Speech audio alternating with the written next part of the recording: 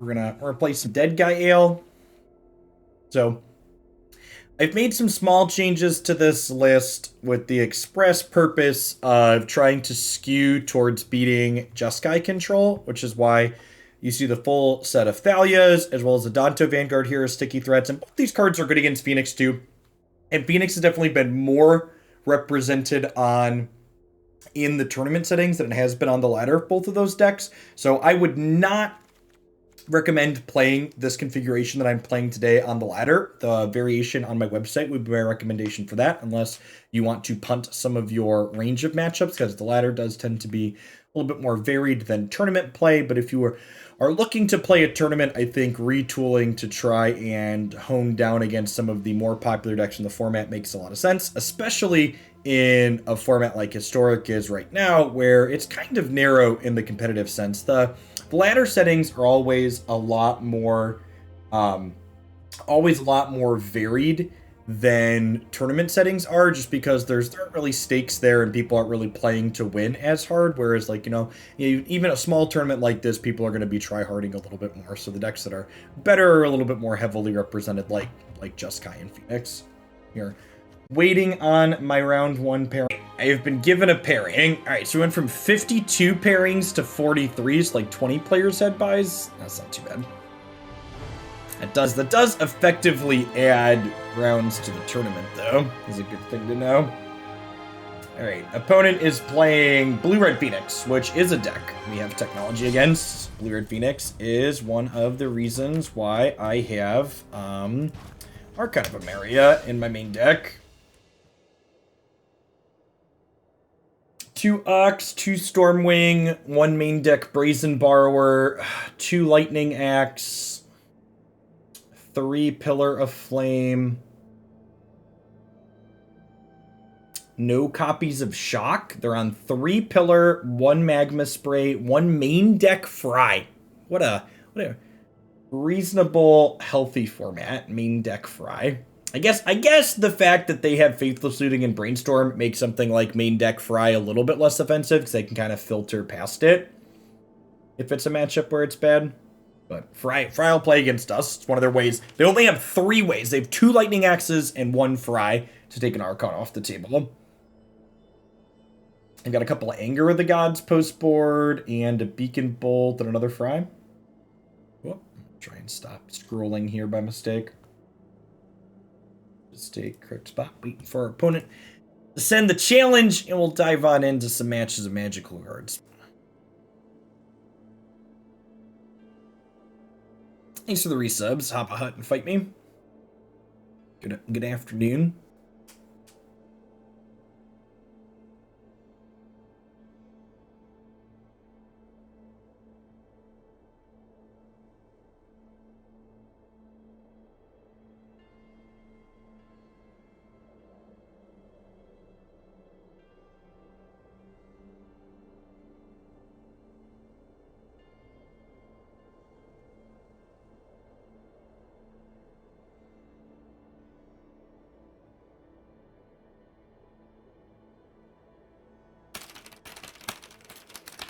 Message my opponent, let him know that I'm here and ready to battle.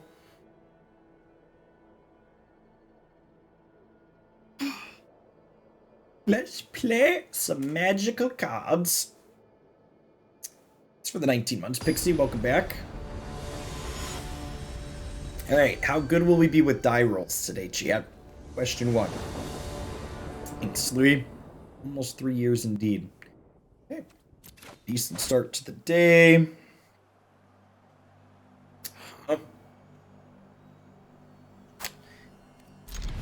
I guess I'll keep this. We have our colors and we have a curve, but nothing super disruptive for this matchup in particular. No Thalia, no Archon.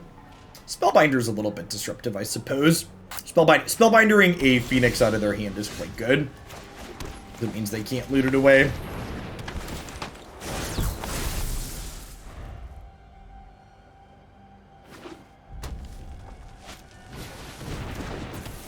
Sprite Dragon on 2 is pretty scary. Nice, nice.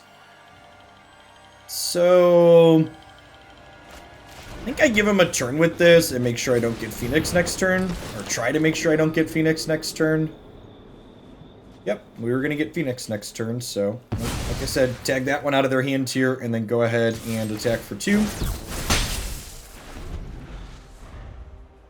And then they'll be able to spin up the Sprite Dragon here, but the Skyclave Apparition will take care of that next turn, no problem. So they have Faithless Looting and Lightning Axe. We'll see if they're able to locate another Phoenix or 2 here. They could just, like, you know, high roll and find 2 Phoenixes and dumpster us this turn. It's one of the reasons why their deck's very good. There tends to be a lot of interaction and counterplay to their archetype, but they also just have some incredible high roll potential, which combined with the consistency that they have of things like Brainstorm and other cards, makes their deck very, very good. I'm actually surprised at how little Phoenix there is in the ladder on average. Jeskai control is much more popular on the ladder, but Phoenix definitely feels like the more powerful thing to be doing.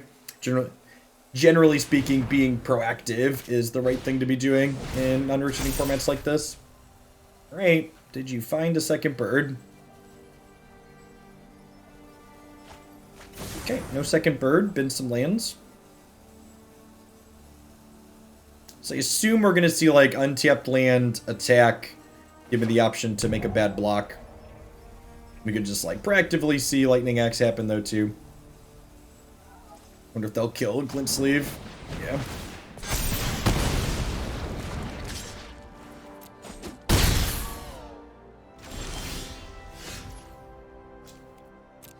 A little late, not too terrible. Definitely get some amount of disruption out of Thalia here still. And the nice thing about Glint-Sleeve Siphoner is the previous one leaves that energy behind that it generated, so I'll have a small window for this to happen.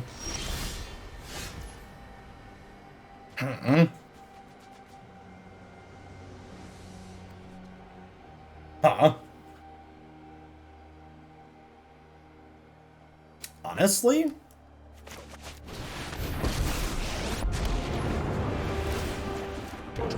Just do this. What I see in you. It's a little aggressive, but our hand's set up to be okay aggressive. I guess if they like Pillar or Magma Spray the Spellbinder and then play another card, they kill the Ajani. But if they only kill the Ajani and don't kill my Spellbinder, we end up in a pretty good spot. Especially if their Crackling Drake's having to attack to hit the Ajani, it means we're in a decent spot to race them.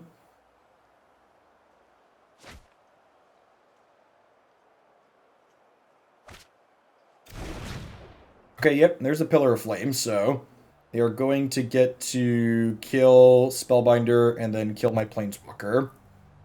But we're in an okay spot to race here still. Even though, like, not have their second Lightning Axe. They have one other copy of Lightning Axe. They have 5th Land Tier, so they could have a Fry.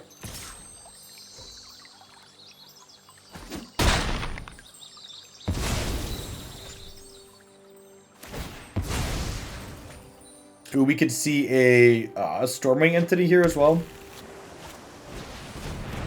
That's pretty good.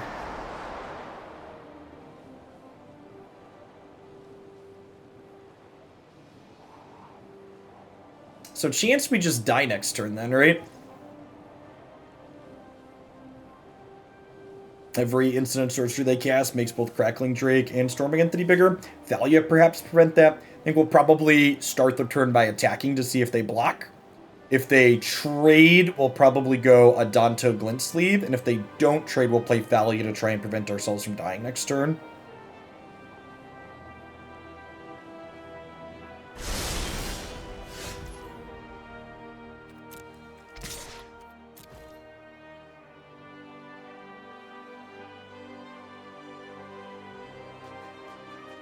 Ajani is definitely a card that comes out in this matchup. It's too difficult to protect. The type of card advantage she generates isn't very meaningful. Maybe Thalia regardless, because she has first strike if they trade. That's against their 2/2. Probably in the tank here a little bit, because if they trade and then I have like another Skyclave Apparition, we like clear their board. I guess they'd have a 2/2 left over, but it's not a lot of resources. Okay, and then let's go Thalia. And I think we Glint-Sleeve so we can not only have the Menace threat on board in case they decide to play defense, but also we get to draw an extra card next turn with that one.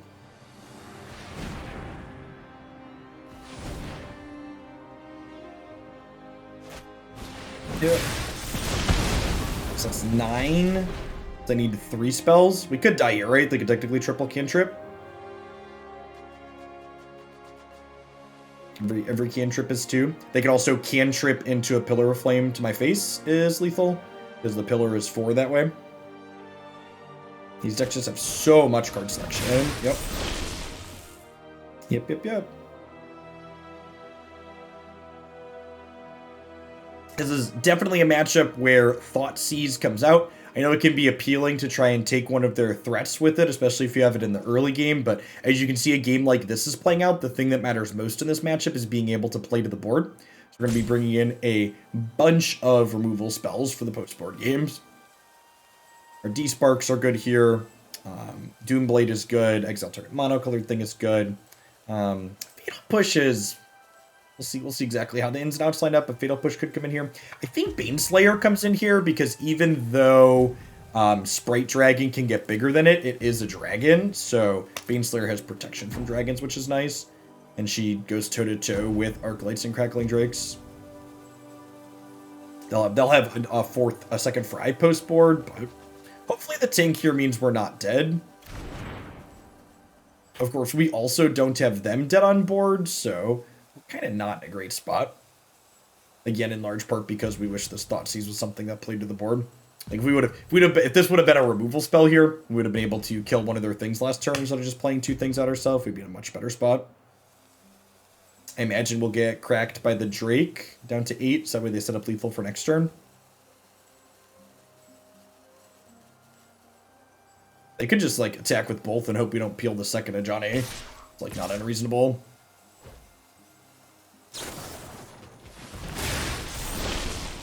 Do they have lethal here? It's like tank, I killed you. Oh no, they're just putting us to 1 so that way I can't Glint-Sleeve. Yeah, this is smart. And then Reidane doesn't do it, right? We end up 1 point short. Man, close game.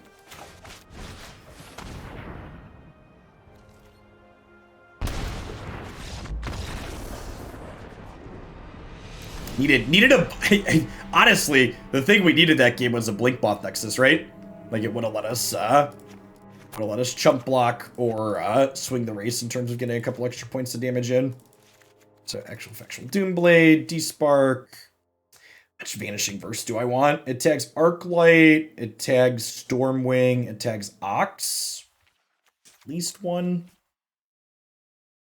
Do I want copies of Fatal Push?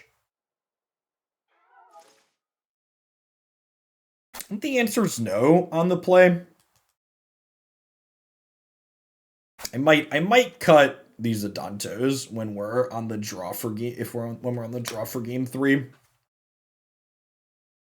Like bring in some more interaction, at least trip some of them. Maybe we like cut 2 Adantos and bring in like Fatal Push in the second Vanishing Verse.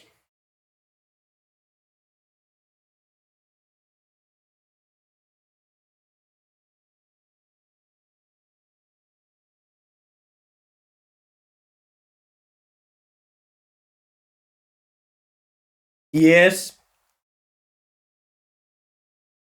No, you cannot. I am working.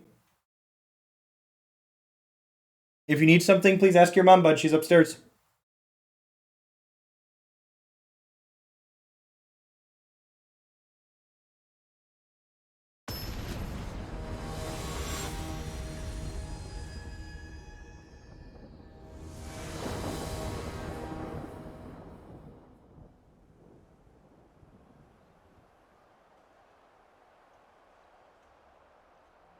Yeah, you the other level first to get stronger. Good work, buddy. I love you. Take that upstairs. Play the other levels that are lower power.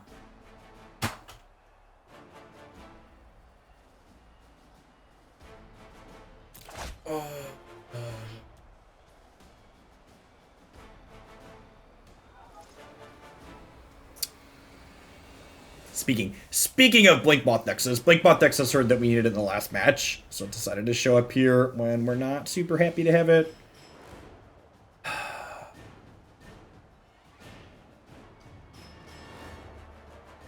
I keep this. If we draw a white source, it's pretty good. I'm going to lead on the Blinkmoth Nexus, so that way if we draw Plains or Swamp on 2, we can play Brightclimb Pathway on whichever color we didn't draw. Obviously, we could draw no lands and die here, but I think our chance of winning with this hand, if we hit running lands, is, like, pretty good. High probability to win. Has a lot of the cards that are important here.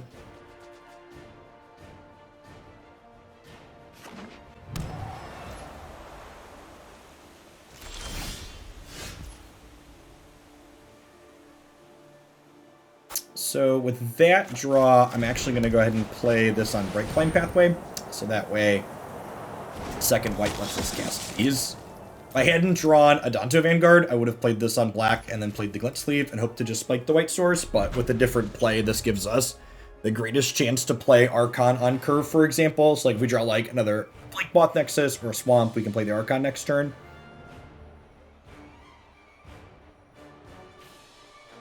It's very possible that I want more copies of this card in the 75. Very good matchups like this, and it's like serviceable against Jeskai control, making their Gear Hulks not work. Okay, well, I mean, as far as like non-land draws go, Thalia is towards the top. It's a castable spell that's also a meaningful piece of disruption. And with the Fabled Passage here, I assume we're going to see Brainstorm crack the fetch, but it means that Thalia's not dying this turn, so she'll buy us a little tempo next turn too. Means no Phoenix is happening at the very least.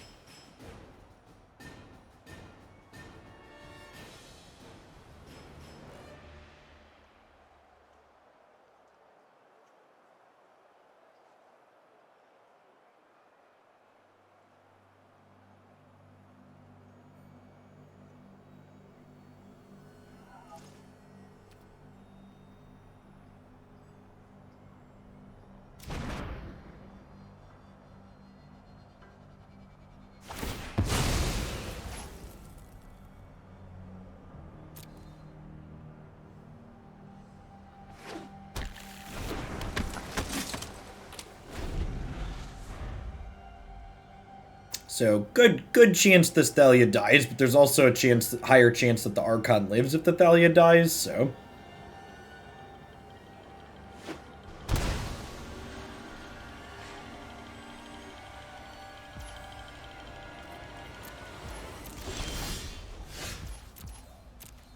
Nope.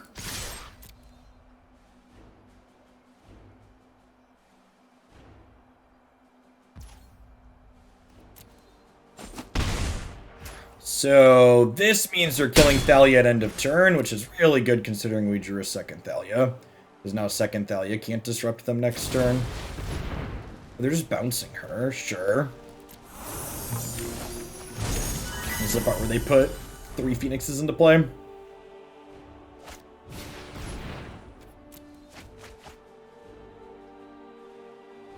I don't think our keep was that greedy.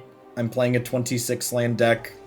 Like, expecting to hit it on 3 would be a little bit expectageous, but like what we had here, we had a lot of good draws in the white 2-drops like we picked up, and then, you know, expecting to draw a land by like turn 4 isn't that unreasonable.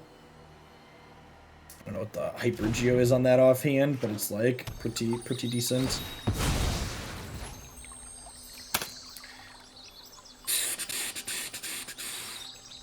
If they deploy a threat here, we're going to need a white source next turn so we can Skyclave. Or a black source so we can Despark. Yikes. The small glimmer of hope is that because we get to Thalia, they have to play their spell proactively in order to block the Adanto Vanguard, so I'll kind of force them to do a thing before we... That just happened, so we get to attack them for 3 down to 7.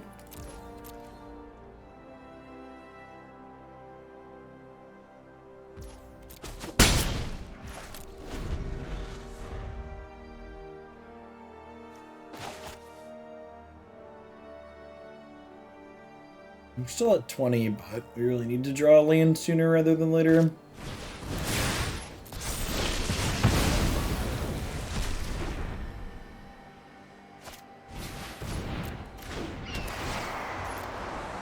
So I imagine we're getting attacked for 4 here, and then we're going to attack for 3 and put them down to 4. But like, again, we could realistically die in the air next turn.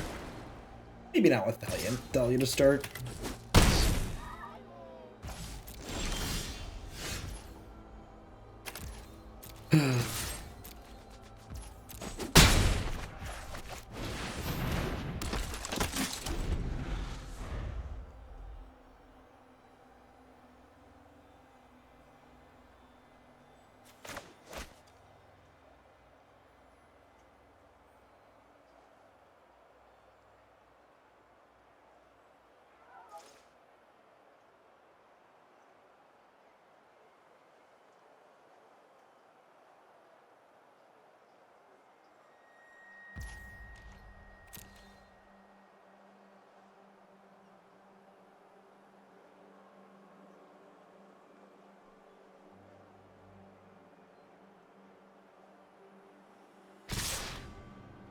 Okay.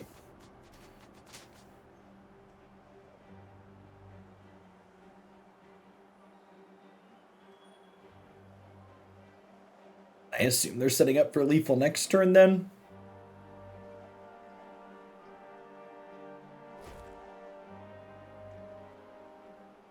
I have a way to kill my Thalia.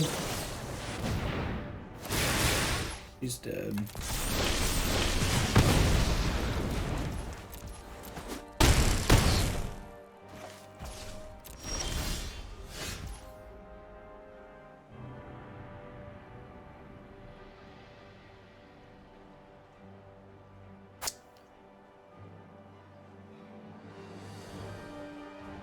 Kind of felt like they were auto-passing there. I think I'm supposed to just try and kill them even though I drew the swamp. There's a good chance I play the swamp and then they just kill me next turn anyways, right? Please die. Alright, you know, like I said, last game was close, so we just needed a Blinkmoth Nexus, so... Shout out to my boy Blinky Chat! Putting the game on its back and carrying us across the finish line. How are we sideboarding?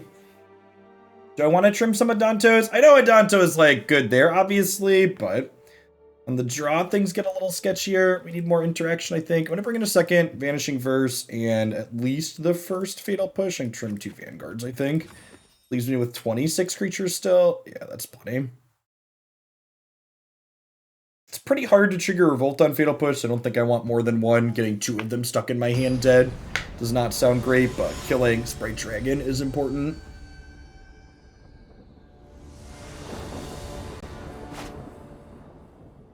Okay.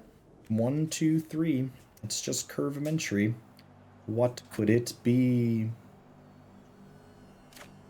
1, 2, 3, 4. Curving right on out the door. 5, 6, 7, 8. Wonder if they missed that I had the Blinkmoth last game, or if they just didn't expect me to try and kill them with it. Maybe they thought I'd respect another piece of removal out of them. But they'd already played their Magma Spray. I actually don't think they had anything else in their deck that could have killed it there, because they'd played their Magma Spray out. I can check the tape, look at their deck list, but I think they actually were just, like, guaranteed dead in that instance last turn. You got him, Jim. That's 1 less pillar for my Thalia. Would you like to brainstorm in response? Opt. Yep, you have some options.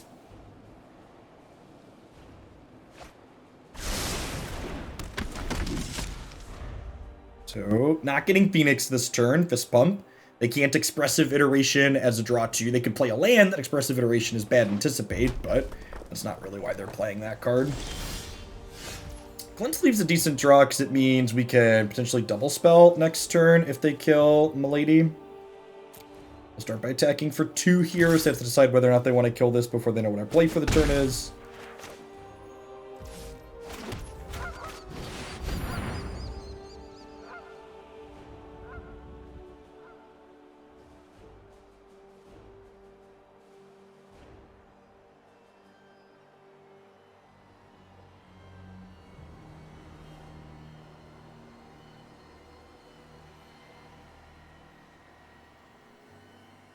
Is she dead in response?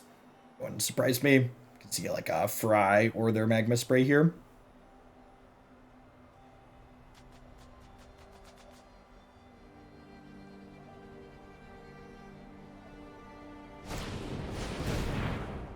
Lightning Axe, discard Faithless Looting, deal.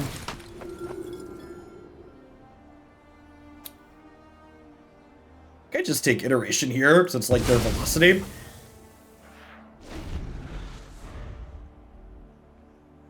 Want them to get cards going here, basically. It's a decent pickup. Wonder if we'll see him trade Brazen Bar over here. Or attempt to. Yeah, I probably Doomblade this, huh? They're just on empty at this point. So we do this. We hit them for 3, and then I Glint-Sleeve. And I have land plus Skyclave left over. So they can Expressive for value here, assuming they take a land off of it. It's fine. Get a decent attack rolled up. We're at 18. The best thing they can do here is Ox of Agnos or Stormwing Entity, because those are cards that I can't Skyclave right away, but they also can't do those this turn, right? So as soon as that can happen is next turn. What do we want to dodge? We want them to not have, like, red source plus pillar here. We want to get an attack in for 5, ideally, next turn.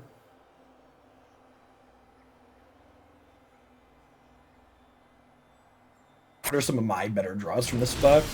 Ooh, they didn't have a land. That's good for us. We have a land. We don't have anything to do with our mana from hand, but we have that Castle Ardenvale in place. So that's nice. They don't kill Glint-Sleeve, we get to draw an extra card. If they do kill Glint-Sleeve, we're still attacking for 4. Again, just kind of hoping that they can't put a thing. We want whatever threat they deploy this turn to be Skyclave Apparitionable. Alright, in a pretty good spot now. To make a token. And we have this to deal with this.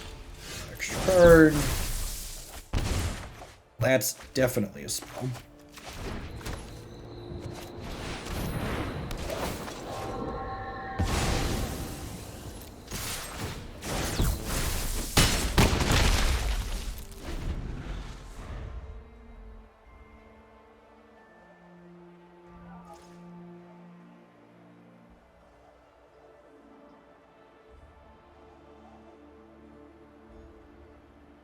Hopefully they're just dead. Killing Skyclave gives him a 4/4, but Glint-Sleeve has Menace. He's very scary, chat. Look at her sleeve. Don't mess with her. She's a mean girl. She's coming for you. She's taking cards and giving them to me. I'm glad she's on our team.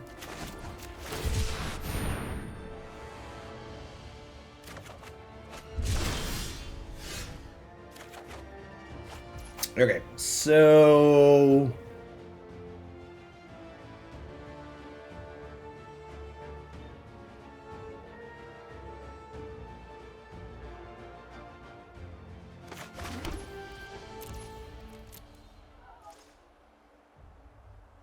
I'm gonna elect to not attack with the token, because in the event that they have 2 removal spells here, they could like kill this, eat my token with the blocker. So I think it's wrong to attack with the token, because they need 2 removal spells to beat this attack. You need to, because even if they kill this has Menace like we mentioned, so I don't think there's a reason to attack with the 1/1 here.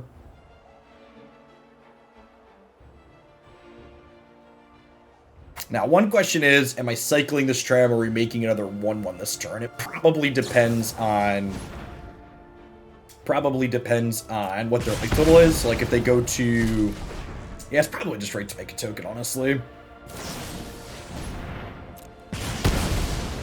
Okay, and they had 2 pieces of removal, like we said. Said we wanted to play around. I think we just pass here and plan to make a token. Alright, 2. Blinkmoth. Really gotten to see some of the appeal of having access to Blinkmoth in the mana base. People often ask, like, Jeff, why isn't there a 3rd color in here? Like, can we splash red? Can we splash blue? And, like, having access to the utility lands in the mana base is super strong. Like, we would have won the first game if we had this, and we won the second game because of it. And this game here, it's going to give us the ability to beat a piece of removal here.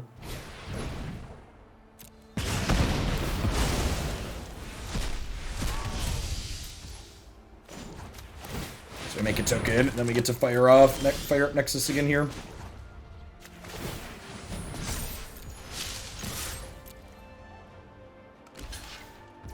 That it? Okay, sweet.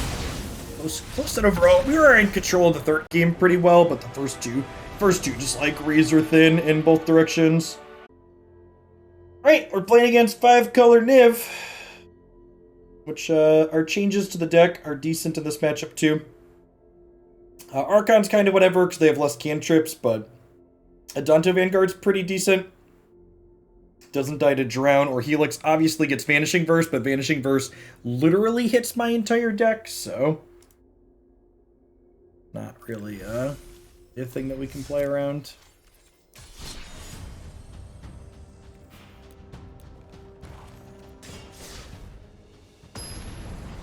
Great, look at that. Right on in. Let's do it. Can we do another die roll? When a die roll have a Thalia on too? This Twitch stream is pre-recorded in front of a live audience. Thanks everybody for hanging out today. I'm pretty sure with 4 lands to start, we end up having this be a spell, so we'll lead on Godless Shrine here.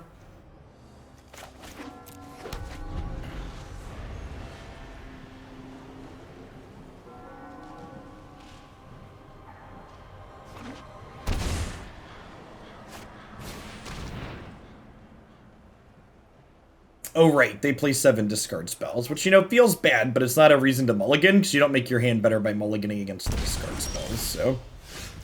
Alright, you punched me, I'll punch you back. Would have liked this last turn, but beggars shan't be choosers. Definitely just taking the Niv Mizzet. We're not going to kill them before they get to this card, and this card is, this card's going to bury us.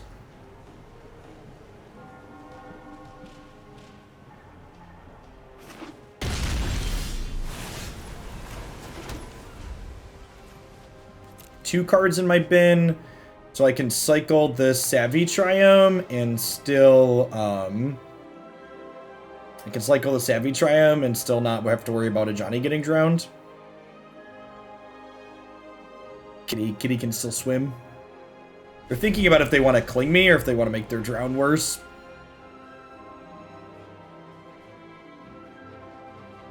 I guess they could be waiting for me to, like, down-tick targeting the Thalia with the Ajani, but I think that's fine.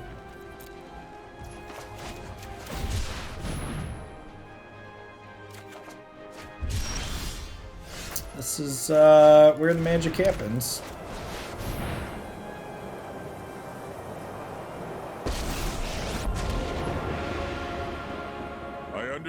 And they have Binding, Morality Sphere, and 4 Vanishing Verse, so this could just die regardless. Obviously, if they have exactly Lightning Helix, I'm pretty sad here, because it means they get to cling the Thalia and then Lightning Helix to kill the Ajani. If they don't have Helix, I'm pretty happy, and, like, making them target the Thalia means they don't get to draw a card with this, so it doesn't cantrip. So, it's basically like that Ajani's down tick there is drawing a card, since it's denying them a card draw. Not exactly the same, but thereabouts.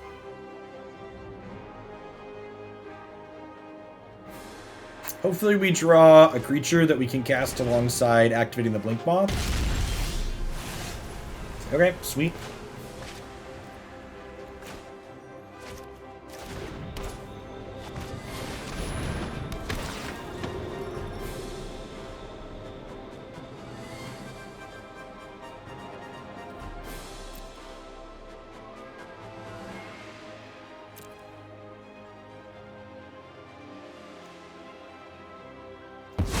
Bottlenecked on black mana a little bit here currently, so we've got that going for us.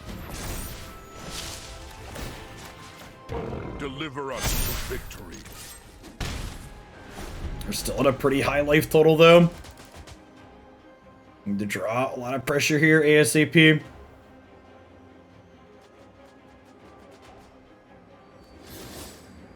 And if they want to get rid of the Planeswalker, get rid of the Spellbinder. I can't drown this currently, So they have to Vanishing Verse whatever they're targeting, and then Vanishing Verse exiles, so even if they verse this, they still can't drown this.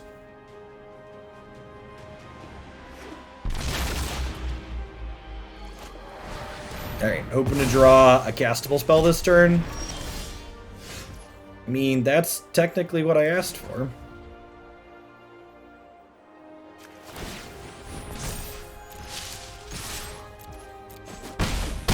This card's so bad in these matchups.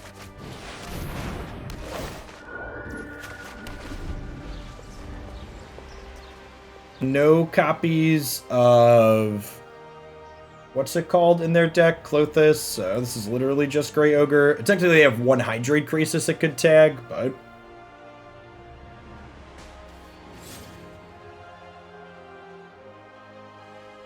notable that because they clinged my Thalia, they can't currently drown either of the creatures I have in play, so we've got that going for us. So, unless they tap off of both their drowns, we're probably not going to activate Blinkmoth Nexus, because if I activate the Blinkmoth, they could drown that and then drown something else. I currently just can't use the drown, so I don't want to cycle this turn, because if I cycle this, it turns the drowns on. So I want to just go ahead and attack for 6.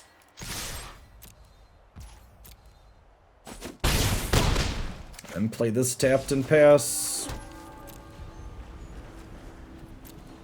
They have exactly 6 cards in their bin, so they could cantrip this Cling, but then it makes their drowns even more awkward. Honestly, they probably want to. Alright, they're cantripping the Cling or they're doing nothing. And if they cantrip the Cling, I can cycle the Triome, which is nice. There's the part where they draw, like, the buddy land so they can cast the Niv. Shockland Niv means they die to the Blinkmoth Nexus. They could just be dead here. I don't have any creatures in here, right? Nope. Helix is obviously the best draw in their deck. Alright, so they're dead. I have 2 cards in my bin. They have 2 copies of Drown.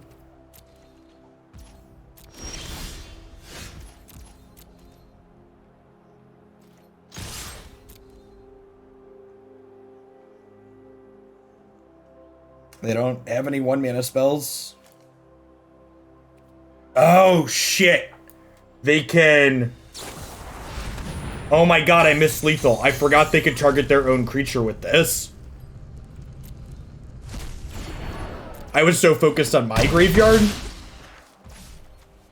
Well, shit.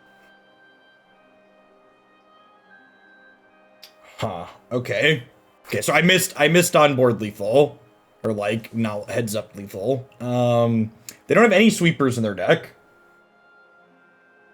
So I think the play is... I think the play is cycle this and then see what we can do.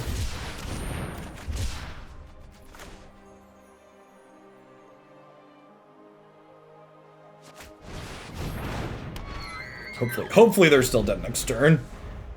But that was pretty bad of me to miss the fact that they had a Niv in their bin. They just, like, we Thoughtseize that on one, they didn't cast it, so it's just, like, out of sight, out of mind.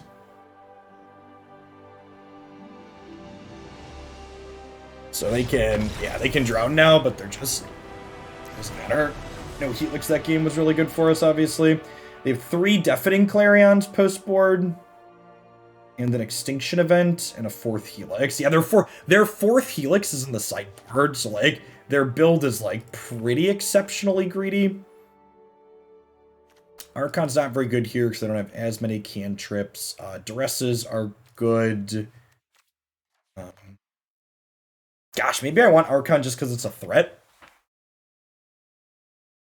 I probably want some amount of removal here. Probably just the Desparks. Despark kills Niv, and it kills Wellspring, and it kills Teferi.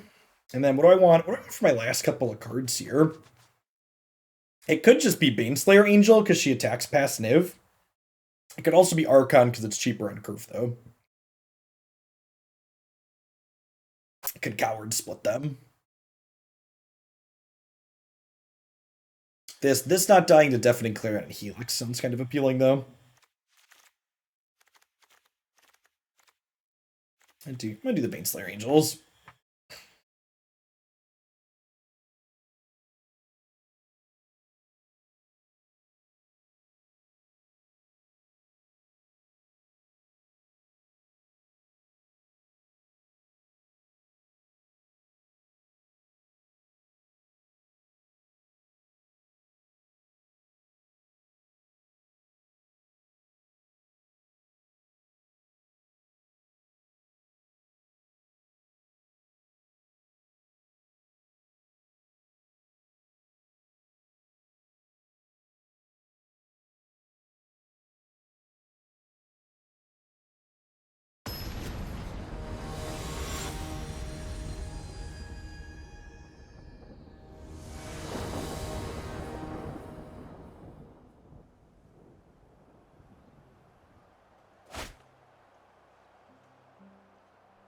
Yeah, it's fine. Again, we don't really want to mulligan against their deck full of discard spells anyways. There's a chance they board their discard spells out here, and they bring in cards that play to the board. Nope, still has them. Good. Alright. Hope they draw a bunch of Thoughtseizes and Inquisitions in the late game, because like that last game happened, right? Like, we're going to come down to top decks here. For sure. I left my discard spells because they have so many high impact cards. A lot of their cards are reactive, so they're more likely to have cards remaining in hand, whereas our cards play to the board pretty quickly. They don't have a second discard spell here. They can't break up our curve, which is nice. And I'm just going to go ahead and give them a little bit of information here. You can play the Godless Shrine tapped. I don't want to shock myself later for it if I can avoid it.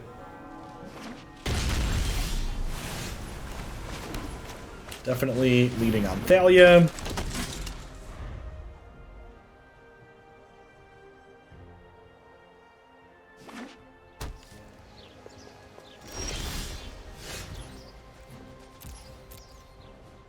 And get Lightning Helix here. It's easily their best card in the matchup. Interaction that also buffers their life total against our pressure. Okay. So they have Dragon Skull Summit to play this out next turn. Honestly, it's probably just like fire up Blinkmoth, ship with this next turn. They'll Helix this. Oh, interesting. Okay, well, with that play, I'm going to hit them for 3 and then Spellbinder.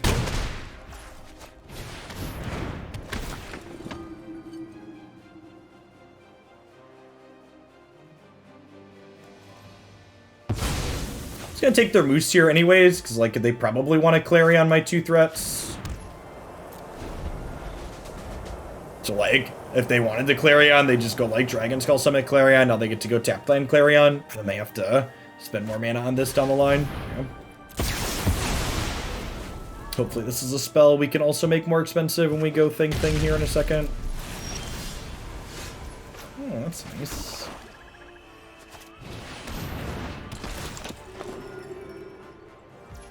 Mm-hmm.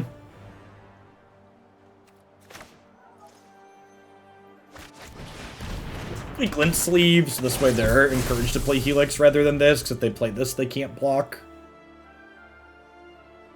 I'm kind of surprised with 2 lands in hand that they played the Triome tapped. I guess they need 7 to cast this.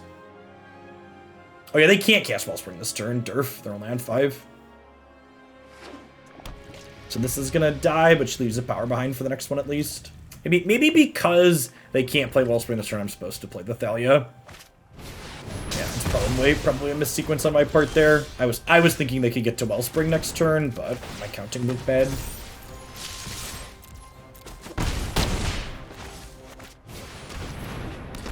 Hold this land because they have discard spells in their deck and they might want to play one to check this. The fact that this deck gets to like actually make mana with Wellspring as well is like really scary. Like if they have a Niv Mizzet, they like tap this to cast Niv and then just have a bunch of lands to cast their spells. I don't think we can beat their namesake at this point.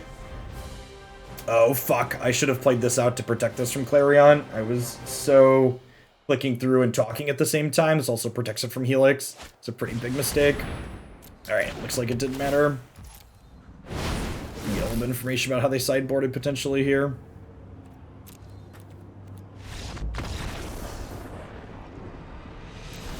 save them having to make some decisions here. I'm happy with how we boarded. Let's just run it back. Be on the play here. Hope they don't top deck Niv Visit on us. Nothing mid-rangey. And that's part of why the opponent's deck is so good against Jeskai, is nothing mid-rangey or controlling can keep up with Niv Visit resolving in their archetype. It's just like, it's a 6/6 threat that like draws 4 to 5 cards. All of which answer your permanence in place. You just got to get underneath them. One of the things that's a little bit awkward about this matchup compared to our Jeskai matchup is that our copies of Reidane aren't super meaningful in terms of disruption here. Most of their cards are cheap 1-for-1s, as opposed to things like Wrath of God, and they're only playing like 2 Hero of Dominarias. So her tax effect is not as good as it otherwise would be. That being said, you know, this hand goes discard spell, Thalia, Reidane, so sign me up. It might even go discard spell, Thalia, discard spell, depending on what their hand looks like.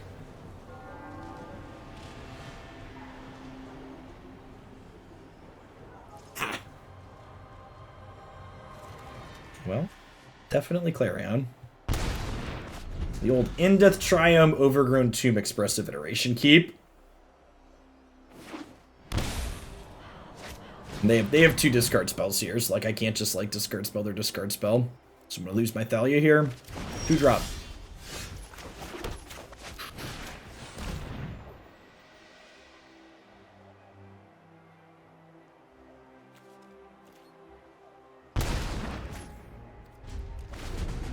Alright, gonna draw lands for the next 2 to 3 turns. Kind of both in that kind of camp, hoping to, huh?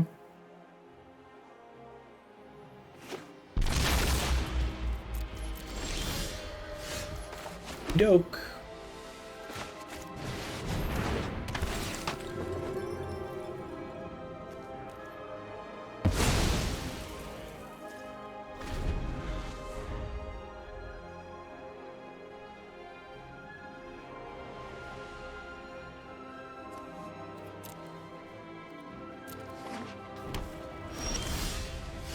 Okay. Huh. I don't have anything in their deck that can kill my Blinkmoths here. Do I just serve with them? No, I think I want the Reidane in play, huh? Worse against, like, exactly Clarion. They drew another Vanishing Verse? It's unfortunate.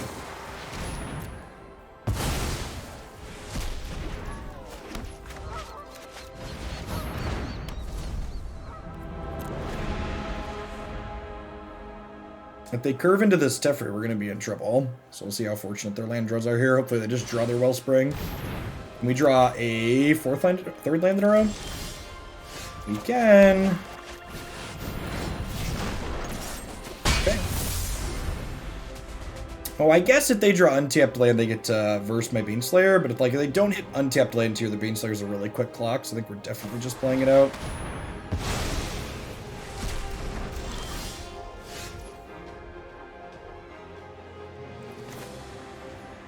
I think we're better off making tokens than attacking with Blinkmoth to start, because the tokens represent sustained damage.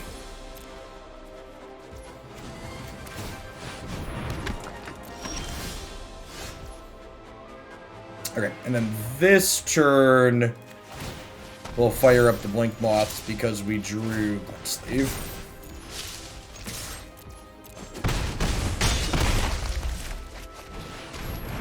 Got no time to play around that other Clarion here. They only have 3 of those post-board, and we got rid of 1 of them.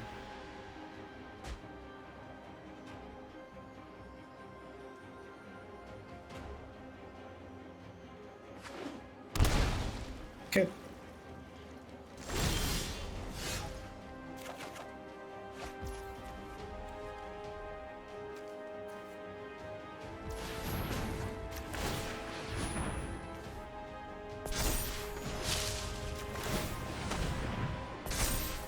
So, they Vanishing Verse something.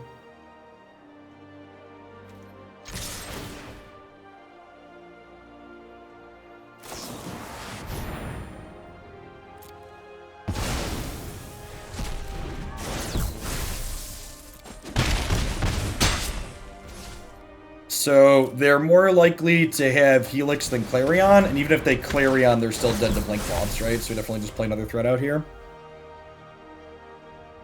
Hopefully they're dead. Their mana base caught up to them this game. Their 5-color pile agreed.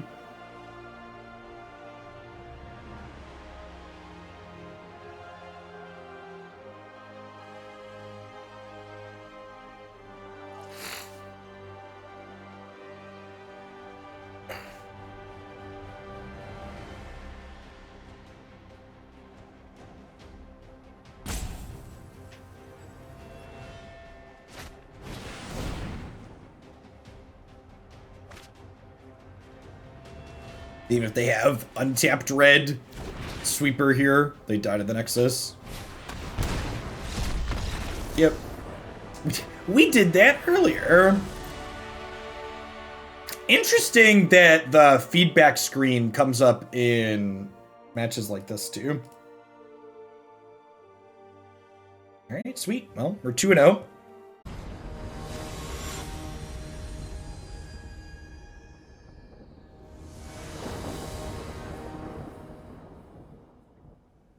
Bound to lose a die roll eventually.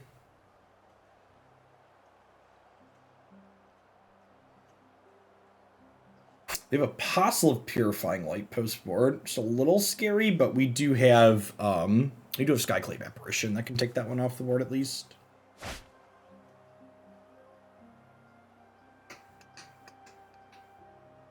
I don't know if a hand like this is good enough here. This is like a pretty linear hand, and I don't know that linear is where we want to be. That being said, like, this is just kind of a bad matchup for our main deck configuration, so I only have like 4 Skyclave Apparitions to mulligan to. Yeah, and they have 4 Iliads of Life Bounty, so I think I'm inclined to just like keep this and like hope to race them. I think there's a strong chance that we lose this first game getting run down, and then hopefully we can pick them apart in the post-board games with our plethora of removal we're going to board in.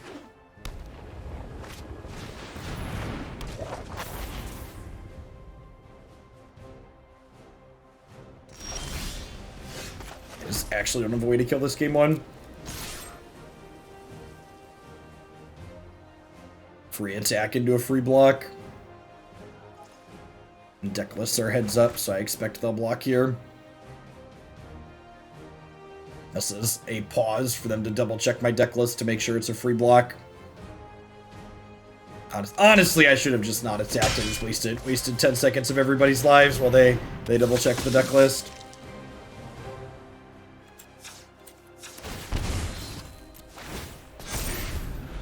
I pay 4 and put a counter on my knight here.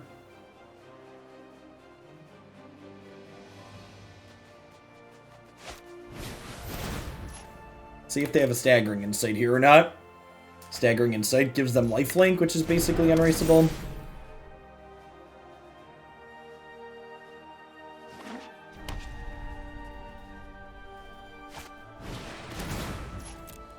Yep.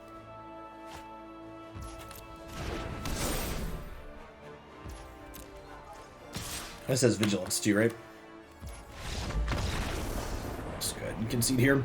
Probably going to be a very quick round. One way or another. They're going to find us. They're going to get us. So, Reidane is an easy cut. Ajani's an easy cut. I think Archon of Emeria is actually kind of okay here because their cards that draw cards kind of depend on them being able to like chain a bunch of things together. We trim the Adantos. These are 22 creatures. Seems fine. I think I want some Thoughtseize. Being able to tag a creature early is good. I probably don't want all of them though. Let's try this. I wouldn't be surprised if this matchup is bad for us. Like I said, I mostly built this deck with control and Phoenix in mind. More kind of a mid-rangey interactive deck, so playing into things that we're not well set up for is a bad time. You know, I'm supposed to cut a land. I'm cutting 3s and 4s. I'm be on the draw for the the third game, we'll cut a Blinkmoth Nexus and put the fourth Thoughtseize back in. Probably not in a reasonable place to be.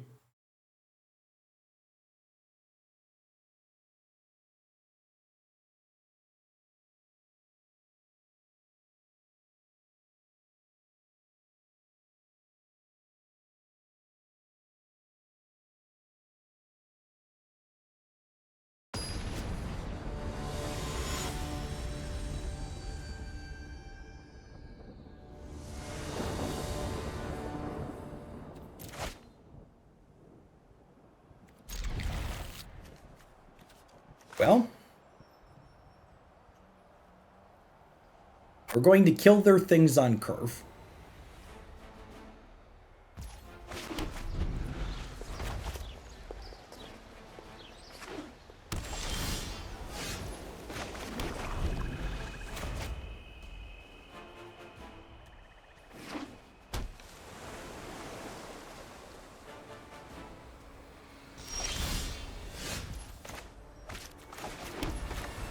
Glint-Sleeve's a great draw here, gives us a nice proactive threat to play out.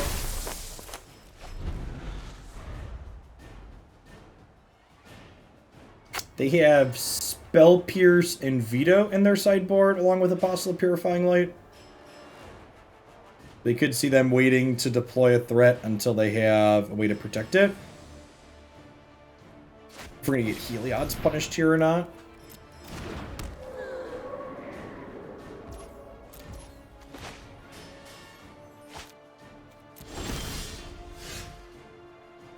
Just gonna chill with the Fatal Push for now. Second Skyclave's not terrible. And the question is, do I want to Skyclave that? Probably not. Because they'll get to sacrifice it to target itself, which doesn't protect it, but it puts it in the bin. So if it's going to ending up in the bin either way, I think I want to...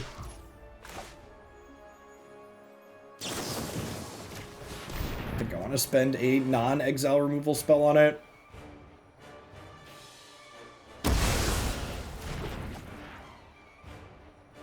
And then remember, Glint-Sleeve basically draws a card every other turn, so... I'm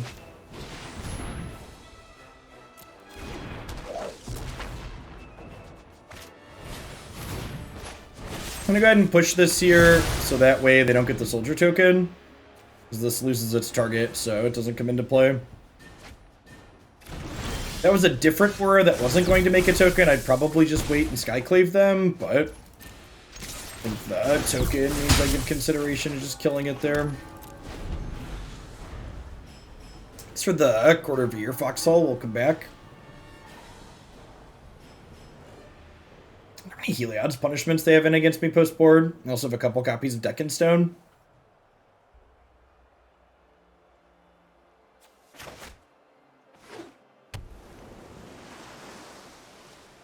We can draw the cat. Meow. Our Glint-Sleeve isn't a particularly fast clock.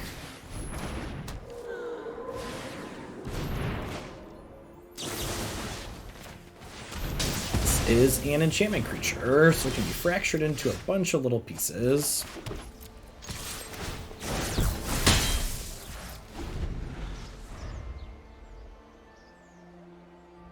So they could go land Duress thing from the bin, and I think in that case we Doomblade the thing and then Skyclave the Duress, leaving the follow-up Skyclave for an Adanto Vanguard that could happen.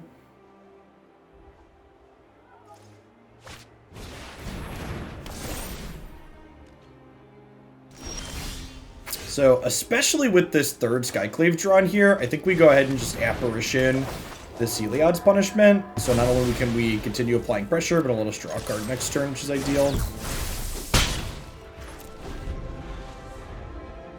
And that sets us up to draw extra cards the next 2 turns now. That's a pup. Ooh, ooh. Yep. What if we run back the Skyclave Apparition play? I need to kill this to get through it anyways. It's going to protect something else. I think we just do that. Yeah, okay, sure.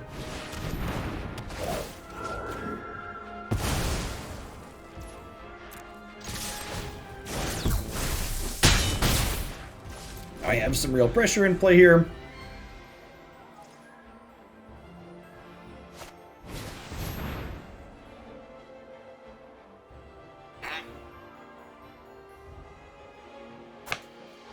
I think this is fine. I could Doomblade my own thing in response, but I'm getting 2 clue tokens. So they get some 2/2s, but I could Doomblade one of those. And I get to draw 3 new cards here. We get to crack a clue at end of turn, and then this triggers next turn.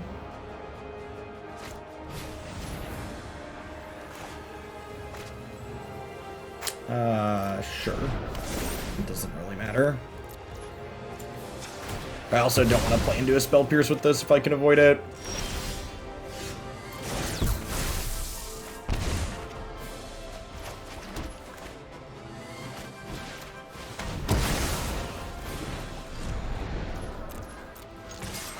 And then Archon looking really good here while we're ahead. Gonna make it difficult for him to catch back up. Because they can't lure us and replay a thing even if they have a land.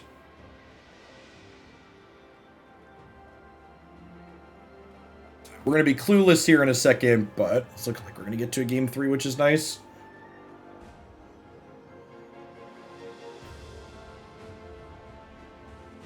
Actual factual Doomblade, chat. Because I get Staggering Insight here. Sure. So this puts them to 9. I don't get to play another card, though.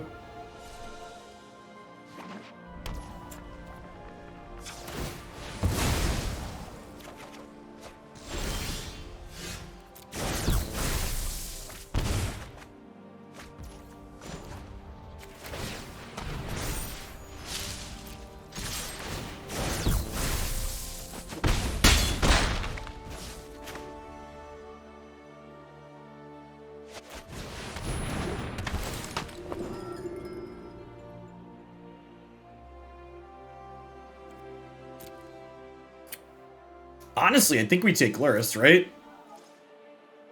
No, it doesn't block. You just take Staggering Insight because it gives them extra healing. Puts them to 8. I guess if they Duress, they can have double blockers on the ground for this, but they die in the air, right? Arcane Flight lets them block in the air. Actually, maybe it's Flight. I guess they're going to do that regardless, though, right? Yeah, I'll take Staggering Insight. Because if they Arcane Flight next turn, I can just Skyclave it, right? And then kill them. Drawing 3 Skyclaves seems real good in this matchup.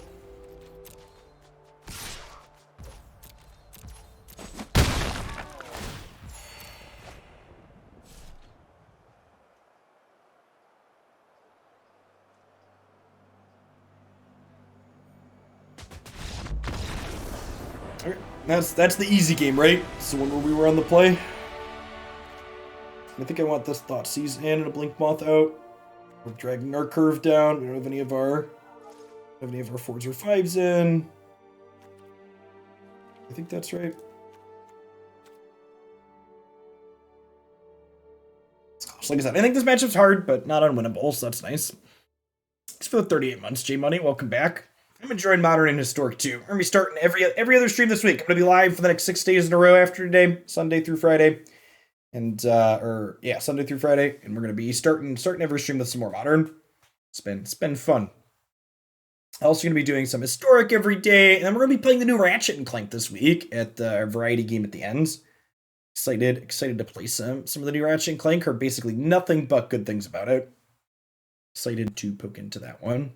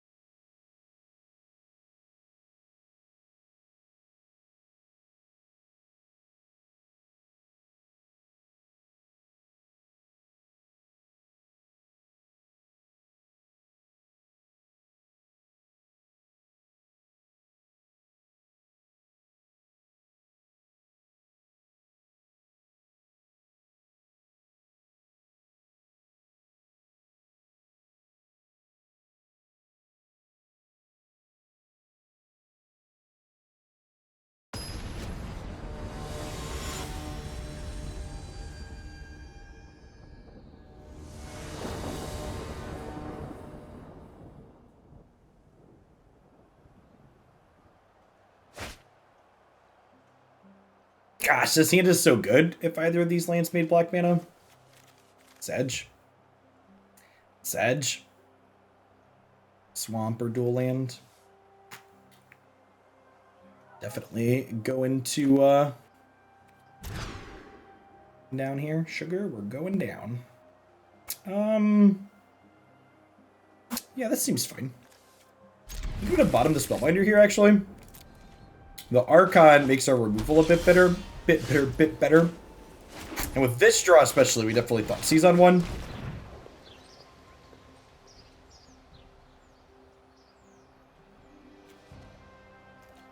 Yep. Take your creature.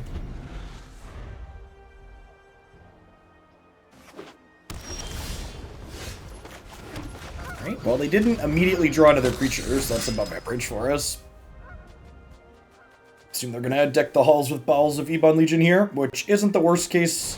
Oh, they're gonna heal out punishment, sure. We hit the land on curve, which is great. Just gonna go ahead and activate this now before I forget. This activates 4 times, it gets rid of the punishment, carries the rock all the way up the mountain. Until we get rid of all of those, it has no text though.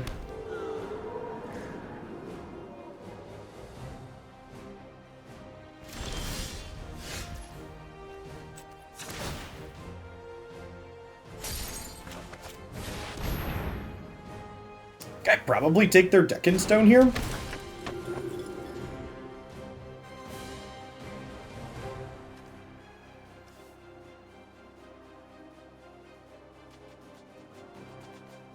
Or do I take their Heliod's Punishment, since that one's... Nah, if they play that one early, this game probably goes long enough that I can work my way out of it. I could take the Deccan Stone, because it permanently gets rid of my thing.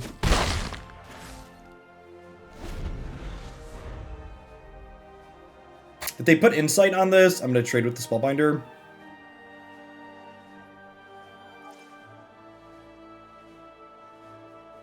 Am I? Nah, probably not, actually.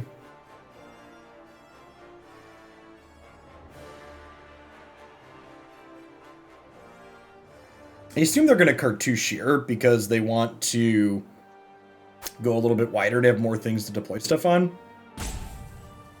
Maybe I shouldn't have attacked with Archon. Yeah, my Archon attack was bad because they have lifelink. Although my Archon attack kind of says I'm going to trade with your Life's Bounty, which might not be the worst thing to transmit. I wonder if they're thinking about, like, punishing my Spellbinder. I think that's the play I want them to make the most. Early punishments means I have time to work my way out of them. Oh, they could punish the Archon if they have a white source here. Yeah, no blocks. I think my attack with Archon was loose.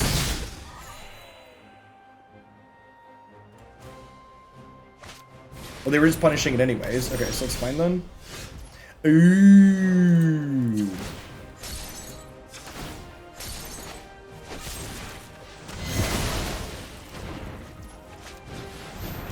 Sequencing here so we don't get got by our own Thalia.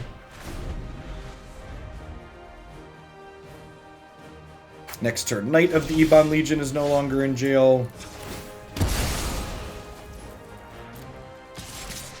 This game is probably over at this point with our removal spells in hand.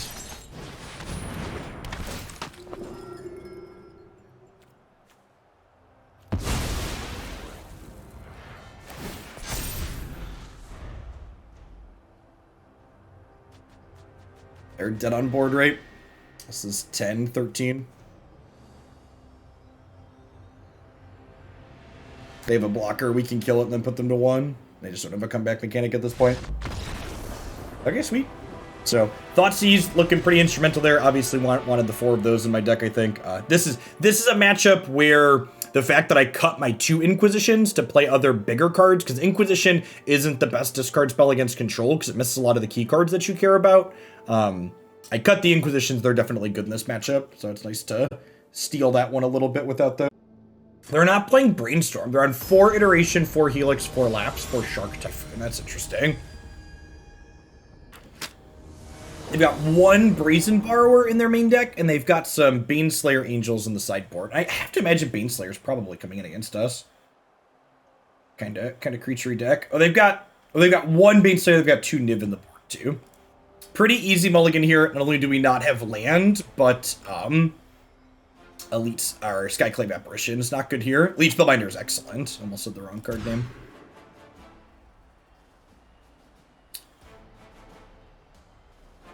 Thanks for the 2.5 years, Rudy. Welcome back. Yeah, I might keep this. I don't want to mulligan super low, and like Knight into Adanto is kind of baller. So, and even if we brick for a turn, we get to go Knight into Knight. Nice. Never didn't have it. They have 2 Wrath of God, 1 Day of Judgment, but otherwise not a lot of sweepers. Only the 3 of them.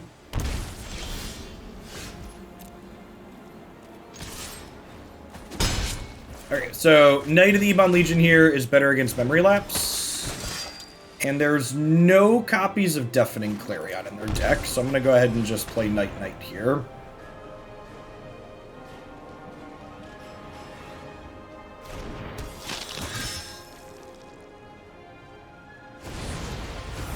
So Brazen Borrower here is actually really good for us because it would imply that my opponent does not have a Wrath of God that they're working towards. Past, present with thoughtfulness before action.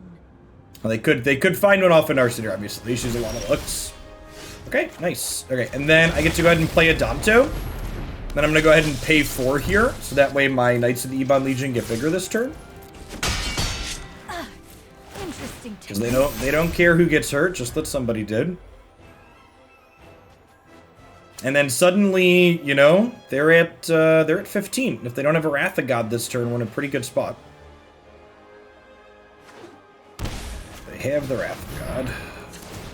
Thanks.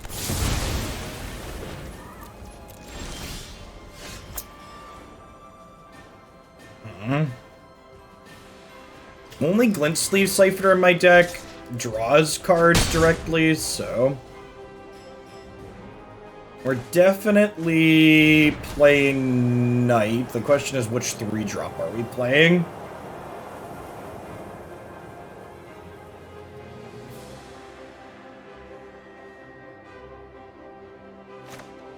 Probably Spellbinder. There's a chance their hand doesn't have anything expensive in it.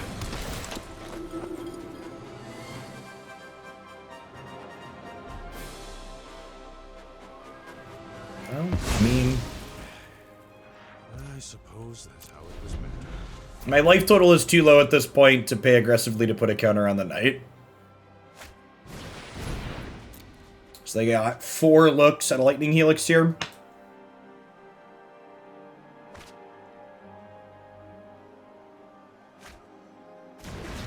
Yep, there it is. I assume Knight's gonna go down because they can block Spellbinder with Brazen Borrower. I guess Knight also takes mana to pump those, so.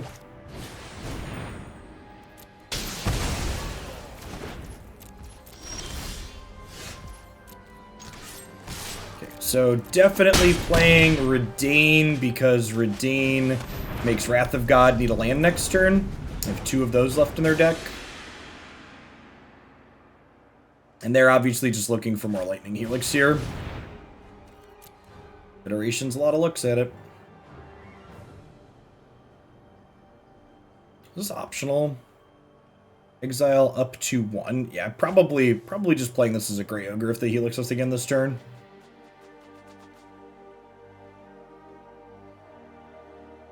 Hopefully this Adanto Vanguard can just drag us kicking and screaming across the finish line. The opponent's deck actually can't kill it game 1 if we have life total to pump it up.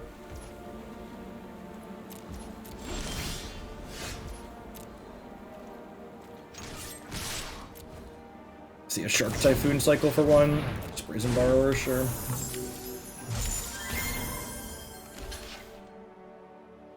Okay.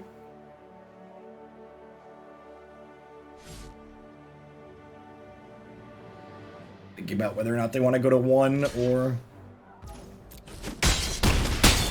Reidane gives them more outs, I think. And then I don't think we exile the Narset here because I don't want to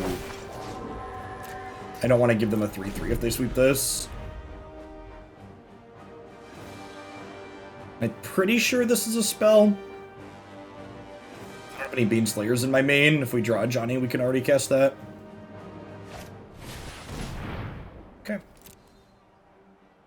Helix is not enough here. Wrath of God is not enough here because we have Adanto.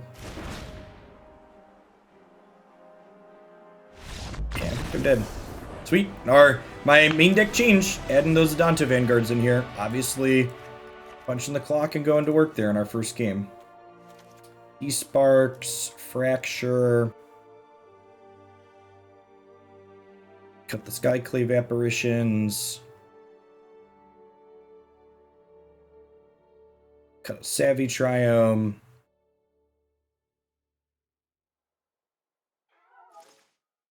I think that's all we want to do. Click submit. Gives us some coverage against Baneslayer Angel, which is nice. It could be right, honestly, to board in a Vanishing Verse too. I don't really have anything that I want to cut though. They only have one Baneslayer Angel on the board. Vanishing just also tags sharks, which can be annoying on occasion.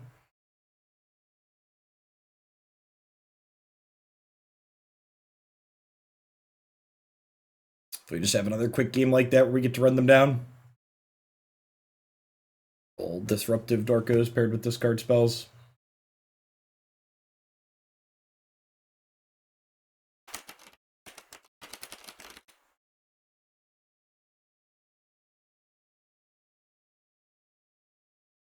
Taking a little bit of time to sideboard here doesn't surprise me. Almost assuredly they haven't played this matchup before.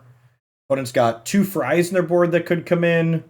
They've got a Baneslayer that could come in. They've got a second Day of Judgment, so 4th 4-mana sweeper. I expect that'll come in.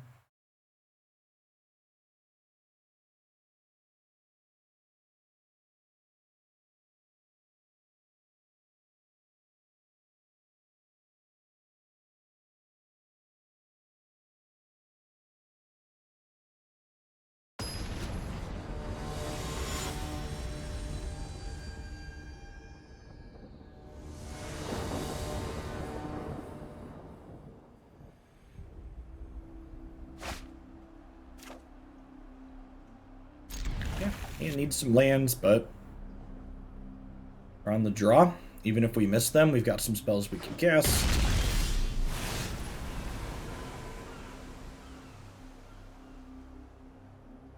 You know, honestly, I think we just go tap land, and then on 2, we can go Thoughtseize, Shock Myself, play Knight.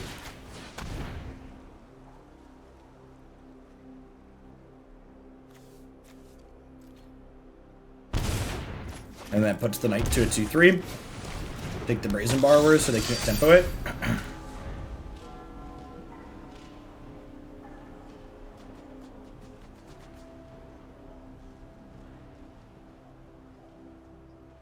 And I assume they're going to Expressive Iteration here unless they drew Helix.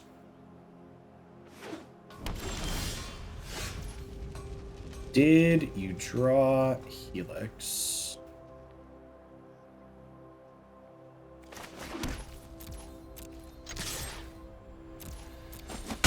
That's just happening.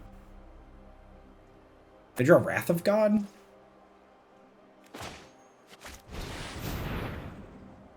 Well, they drew Memory Lapse. No? Wow, what did they draw there that they didn't Expressive Iteration? I'm so confused. Maybe they wanted to wait to Iteration until they could play Helix, but now the Knight's bigger than a Helix? I think they were just supposed to Iteration last turn and take the land off of it. Feels like they got kind of greedy wanting 2 spells.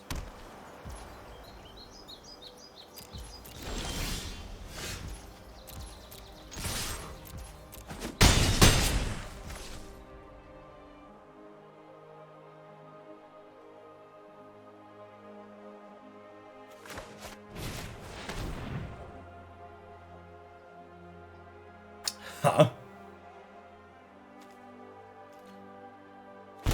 They can't cast a sweeper off of Iteration next turn, so I'm just going to take their Teferi and do this and pass.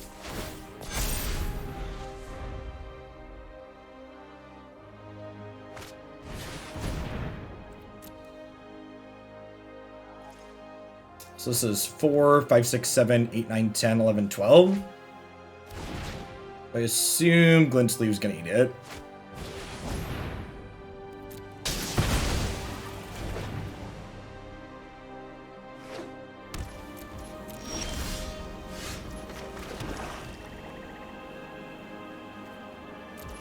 I think it's just 7 you play Reidane. Keep some off of Teferi next turn. They can cast a sweeper, but takes other mana at least. Down to 6 here is not nothing.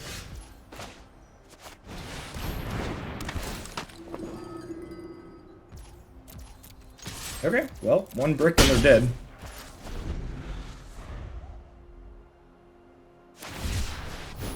Okay, I could still be a sweeper.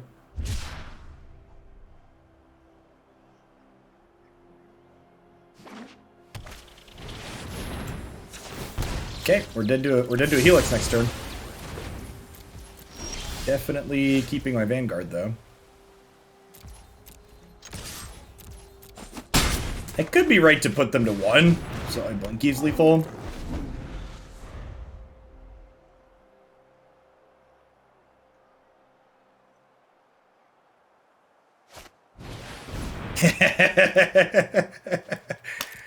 Yep. Hey, am I dead? Making Blinkmoth lethal is better against their 3rd sweeper.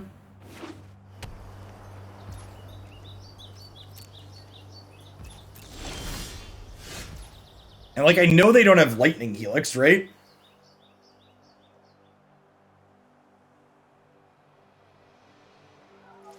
And Brazen Borrower doesn't get them out of it because I have Archon. Because they can't, if they bounce Archon, they can't block Adanto. So they could have Shark Typhoon cycle into something. I think I cast Ajani. And make this big enough to beat.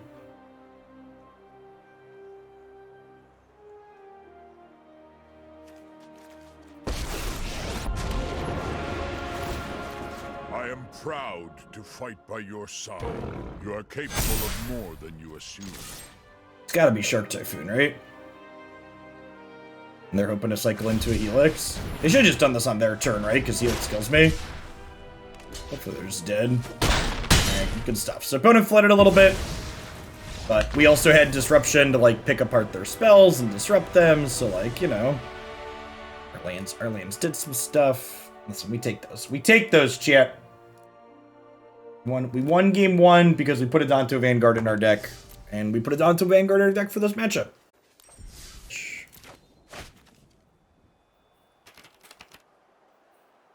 Yeah, seems pretty good. Skyclave's pretty mediocre, but Thalia and Adanto Vanguard are both great for obvious reasons. Slows them down, and this is difficult to take off the board. Probably Thalia first, because Thalia first means they can't memory lapse my Adanto Vanguard.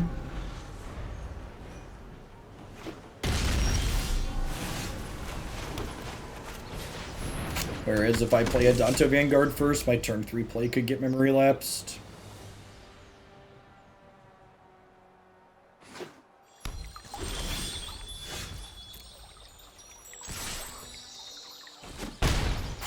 This was an incredible draw, so honestly, I think we just do... They can't Anger of the Gods us next turn, so I think we just do this into this, and I'm going to do the pay 4 and pump up the Knight again.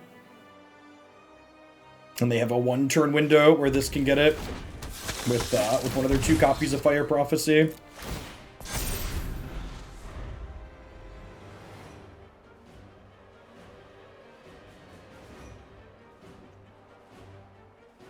They have 1 copy of Into the Royal.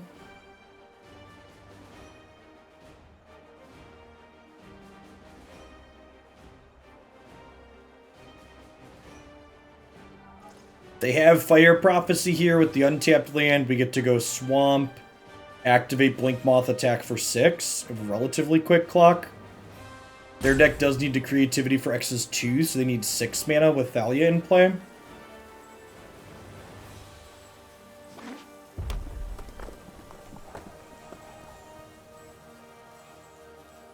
Yeah, I think they have the Fire Prophecy here, unfortunately.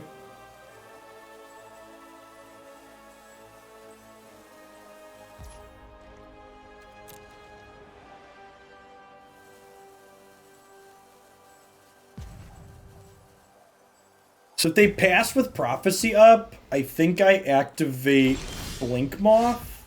Yeah, especially with that draw. I think they're trying to get me to... Actually, maybe if I put them on Prophecy here, I'm supposed to... Oh, they have Prophecy and they're killing Thalia. Okay. They just want to combo faster? That makes sense.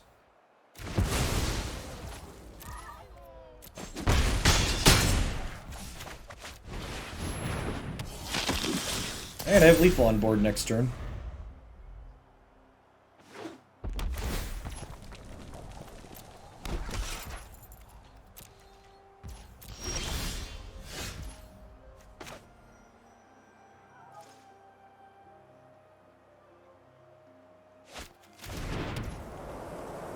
So if they Shark Typhoon and eat my Blinkmoth Nexus... They still have to block something else, which means we lose to Dwarven Mine second creativity next turn, but not anything else. Because these are 12 with just these 4.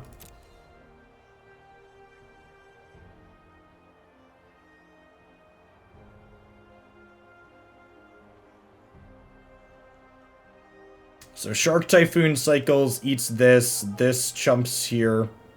They take 6 down to 6, I play Archon, and they could go Dwarven Mine Creativity kill me.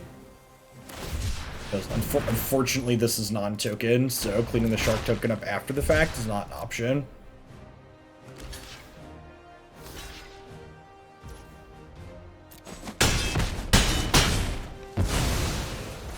Alright, dodge a combo, we can dodge a ball.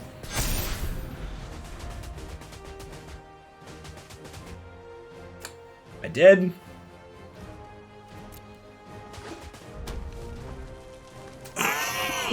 Archon puts it into play tapped so it doesn't make a dwarf.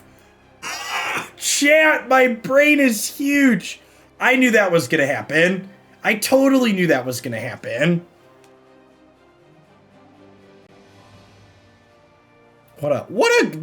Savor the flavor text, chat. Savor the flavor. I think we might have both realized that I think they had it, and we just like neither of us realized what was about to happen with Dwarven Mine.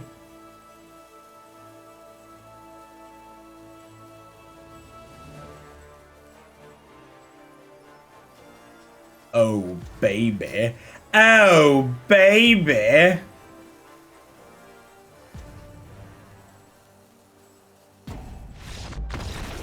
Okie doke.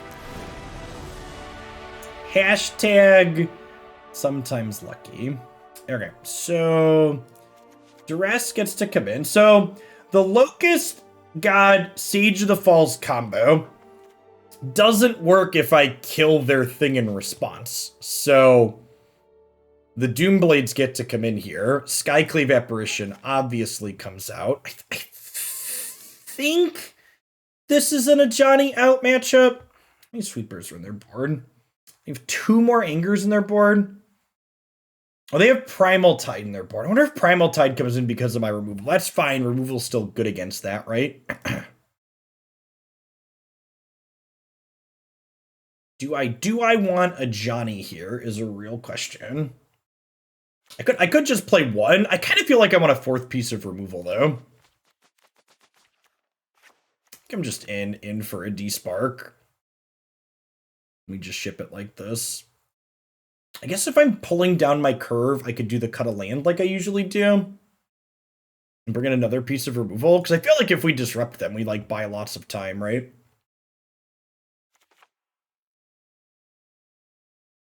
Maybe I cut Castle here rather than Savai Triome because I'm bringing in a bunch of black cards and like we don't have time to grind with this. I want to keep Blinkmoth Nexus in this matchup because they have sweepers and that can be pressure. The nickels and dimes from that can really add up.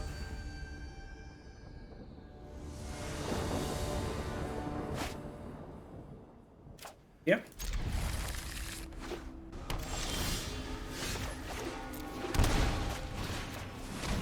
We lead on the discard spell here.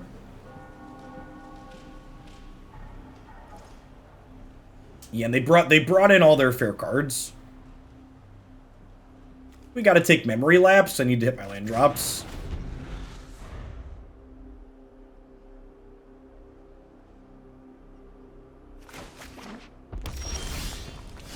Then my mana is going to be tied up for a little bit here, so part of me wants to play this, but the resource-efficient play is this.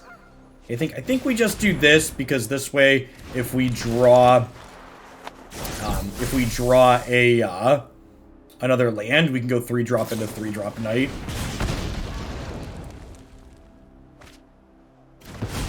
It is a scotch awkward that the Shark Typhoon gets to block Elite Spellbinder. And that could be, honestly, if they're going to become more controlling post-board, which I kind of thought they were going to do. I think I made a mistake by not, leaving the Ajanis in. Probably should have. Yeah, they sync the Typhoon here.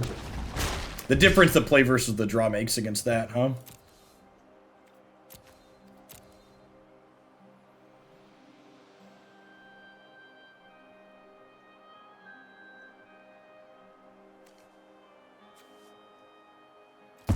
Commence the end game. This will make it cost 9, or make it cost 10 technically.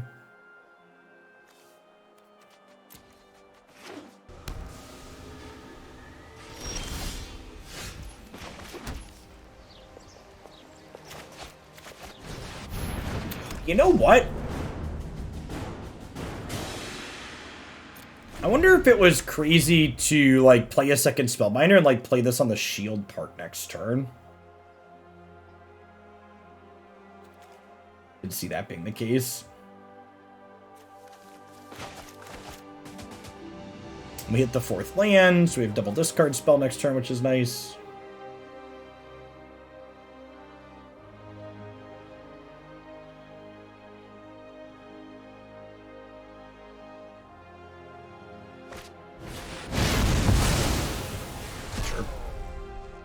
Basically a 1-for-1 because I was gonna trade. I was gonna end up trading my I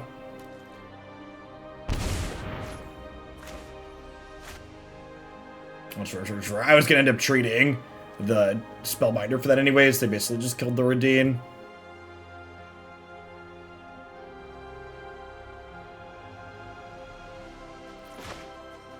I think we just play this for pressure. I could do this, but like I can't afford to pay life because they're gonna have these tokens I need to pay life to get through. This card's so good, chat.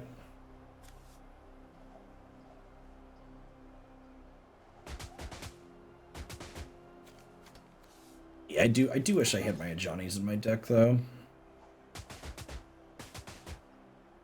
Alright, what do I cut? Maybe I don't leave as many Doomblades in as I thought. I wonder if they have Locust in their deck post-board. They probably just have Primal Tide. Which, Primal Tide does demand an answers. The removal spells seem fine. On the play, we could be a little less reactive, though. Mostly no blocks.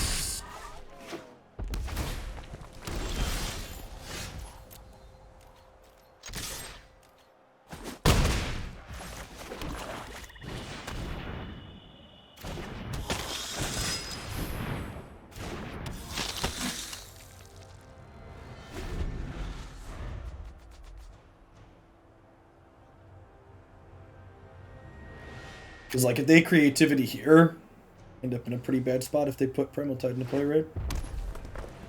If they're just making land drops towards this commence the end game.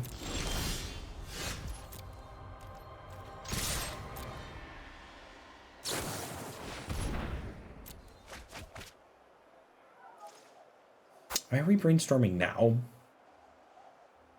They know a card? A Shark Typhoon I kind of got. And if they have Cycle Shark Typhoon, yeah, I think we're dead. There's a good chance this is a land.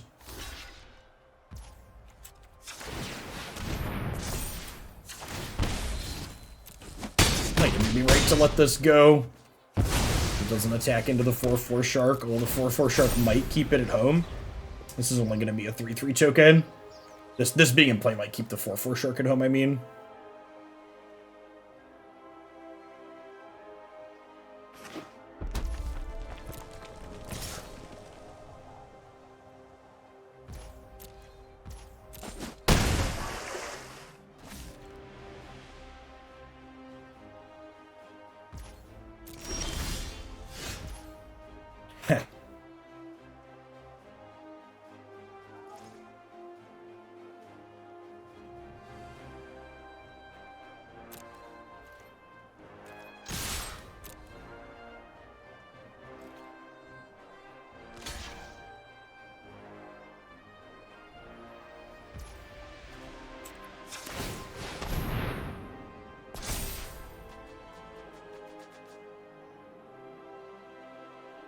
The Vanguard doesn't do anything at this point, right?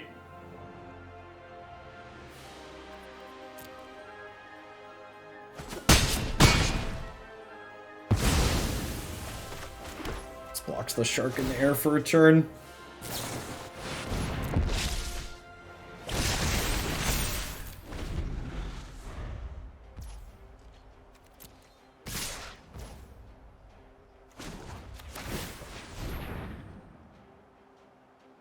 Any interaction here obviously kills us. Yeah, you know, thinking about commence the endgame in Shark Typhoon. So obviously if they're on Locust Sage, if they're on Locust Sage, Vanishing Verse still disrupts them because it gets rid of Sage of the Fallen. But this gets rid of Shark Typhoon off the table, and it deals with the token from the what's it called? Mahuzets. I think I like this configuration. 3 removal spells, get the Ajani's back in here for the play. Good.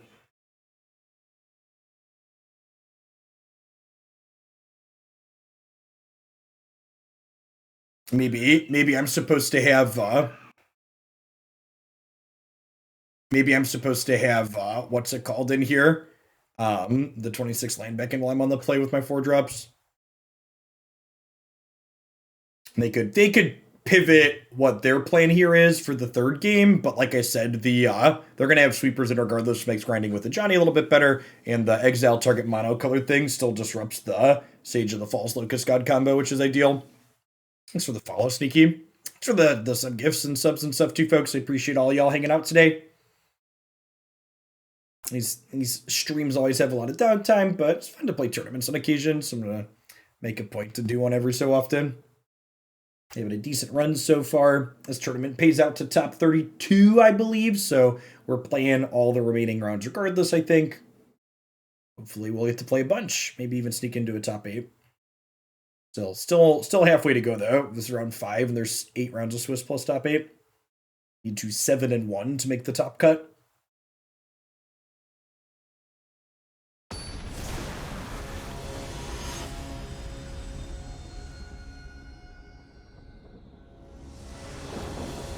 Love to play first. This hand's not amazing, but I think it's keepable. It lacks our disruptive elements, but it applies a lot of pressure.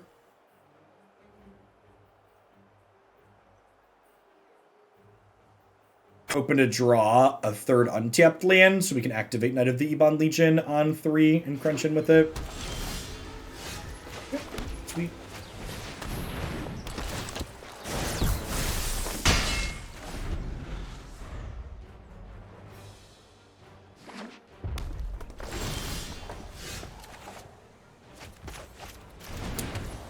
Terrible draw.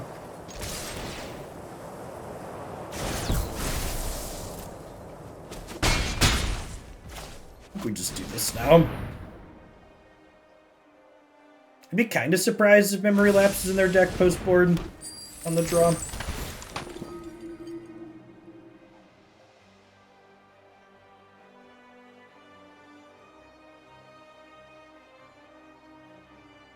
Woof.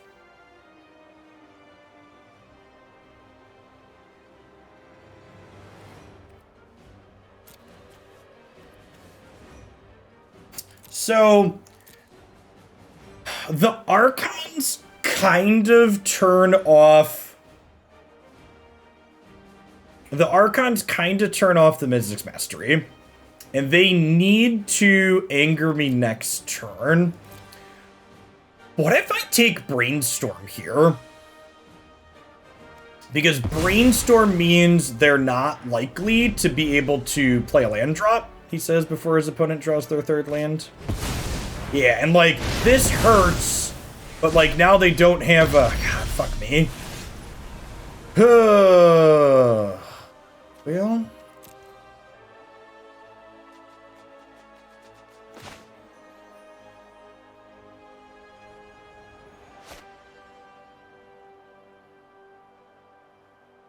And then, like, this is the entire game, right? It's like, do I play Archon?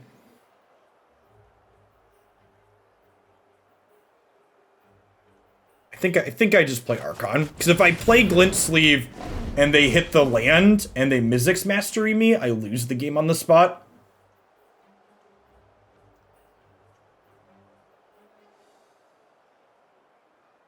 If they get, like, greedy here and Brainstorm instead of Anger... They drew Brainstorm. Oh, fuck this card, chat. Man, that's brutal. I was gonna say, if they Brainstorm and I draw a land, I get to play Ajani out. But now they get to Brainstorm and hold up Memory Lapse, which means they get to hit their land because their deck's just more consistent than ours. And now the Archon does work against us, because I can't double spell this turn with the Memory Lapse. Maybe I was just supposed to jam the Glint-Sleeve there to try and draw cards, and just, like, concede the game if they hit the land naturally for the Magma Opus. It's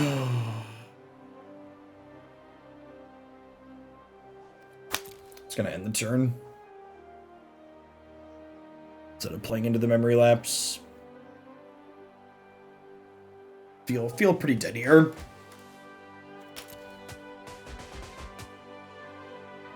Damn.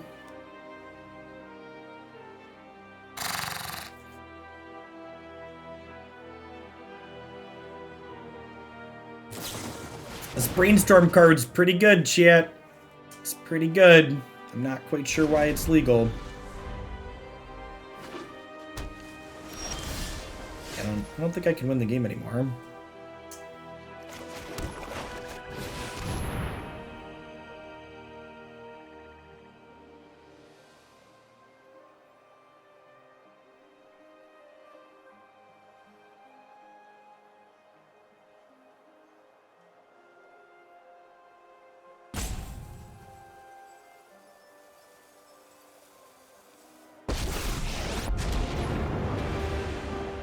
Do not fear. Did your Fire Prophecy?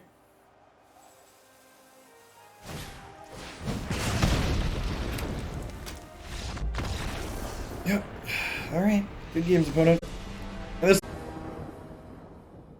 one to play. We want, like, discard spell into Thalia or 2-drop. I guess we keep this. It honestly could be right to mulligan. We need to waste them here, and this hand doesn't have a 2-drop. Worth noting that Castle is currently a tapped land.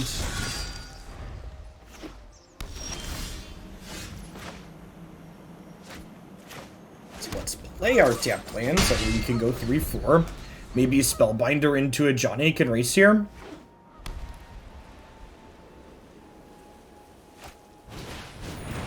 Okay, Adanto instead of one that cantrips is good for us.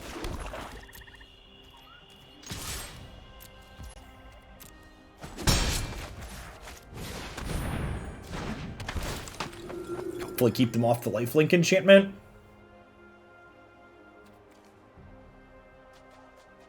Vigilance.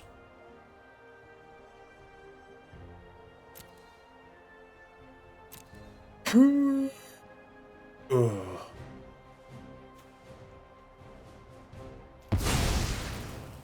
Yeah, I don't know that we're gonna be able to win this without a exile target Darko. We need a Skyclave real bad.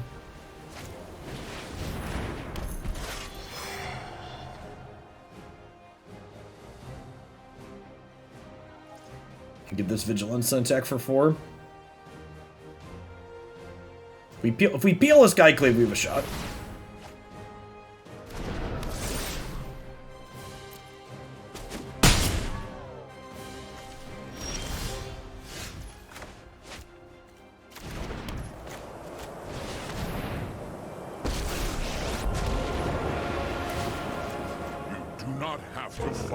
Capable of more than you assume. I'm gonna offer a trade of Knight of the Ebon Legion for Saram.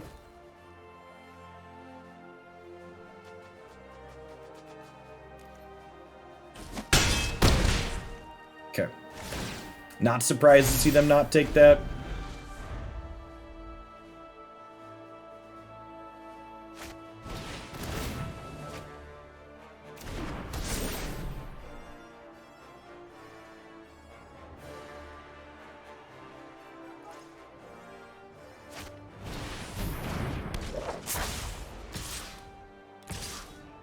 Okay.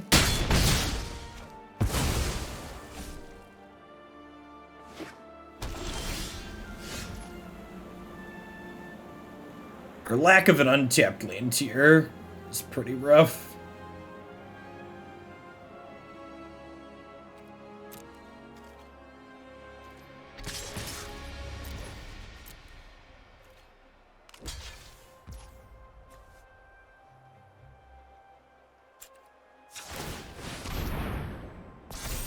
We just do this and hope not to die next turn.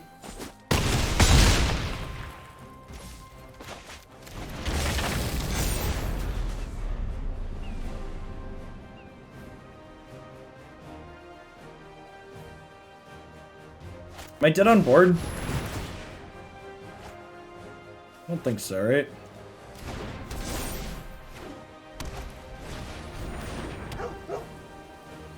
That probably gets us, though.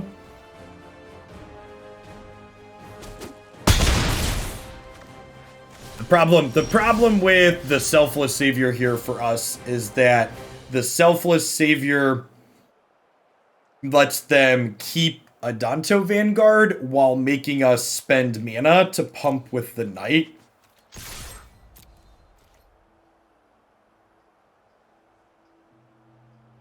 So if they block with Vanguard... They're not blocking with Vanguard, okay.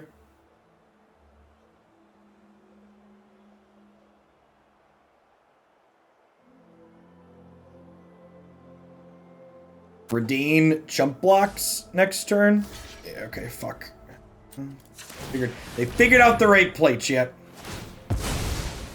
This is why it's huge, right? Because it means they didn't have life to pay for this. Now I can do this, but like any enchantment kills us. Whereas like if they jump blocked with this, that wasn't the case. Yeah, close game considering we didn't have a Skyclave.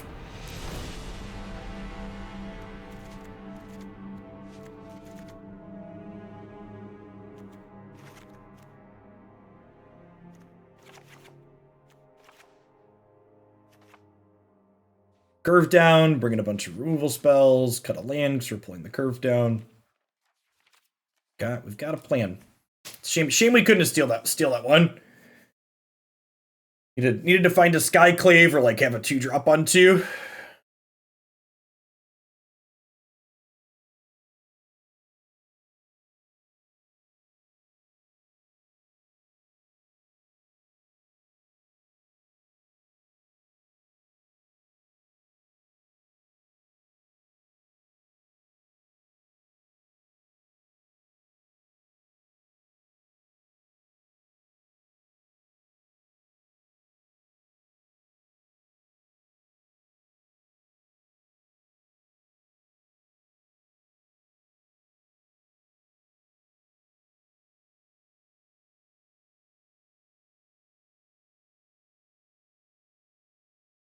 Not surprised it's taking our opponent a moment to sideboard. We played this matchup earlier today, and I had a loose plan for it going into the tournament. So it's been one of the more popular decks in the ladder.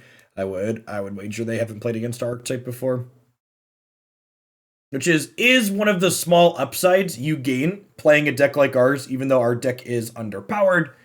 The fact that the opponent's like not familiar with the play patterns and doesn't have a strict plan going into playing you definitely gives you some small edges that you wouldn't have playing a stock list. So we are definitely giving up power level playing a deck like what we're playing, but it doesn't come without its advantages.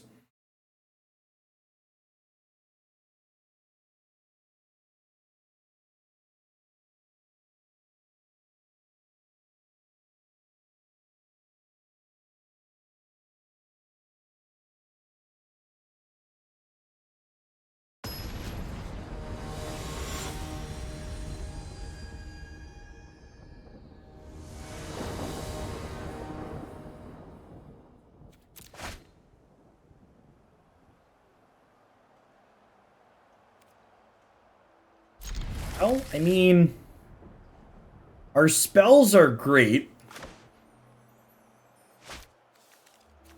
Just a little clunky. I think we lead on Knight of the Ebon Legion here. A lot of the things we want to take from them are 2-mana creatures, so...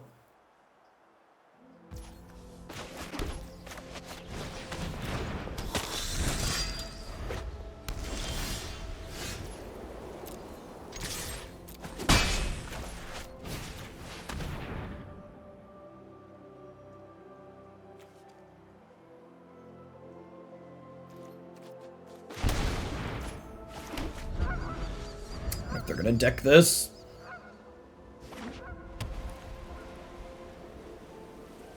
I feel like they probably should. No? Okay.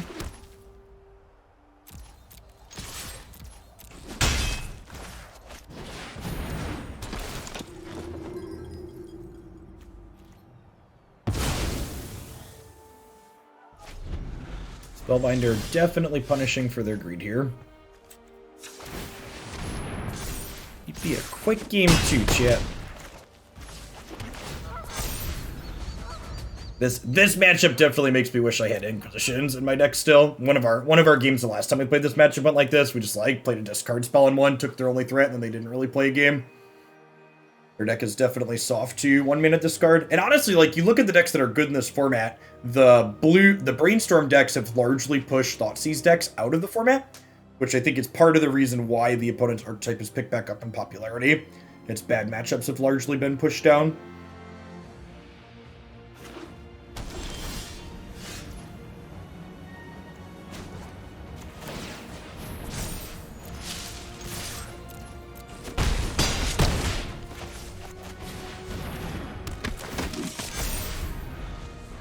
Alright, we gotta try and win a game on the draw.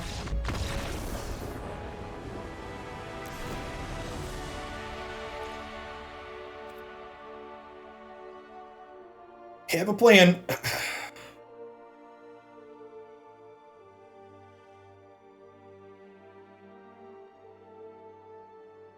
They brought in the Deccan Stones. I'd wager they brought in the Heliod's punishments as well.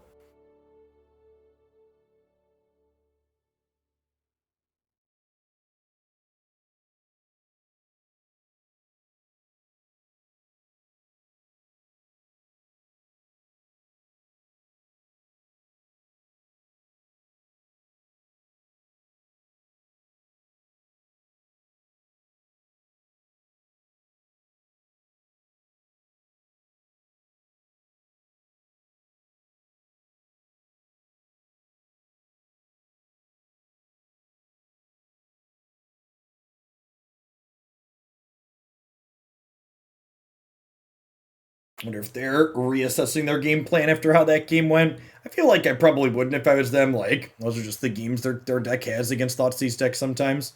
You can't mulligan to a hand that has 2 threats in your 16-threat deck. Someone in chat during the last match commented when our opponent kept a similar hand and lost to Thoughtseize that they kept a bad hand, but you don't get better against Thoughtseize by mulliganing against it. Just hope your top decks are good or that your opponent doesn't have it. Want to keep lands and spells, they're gonna poke at your hand.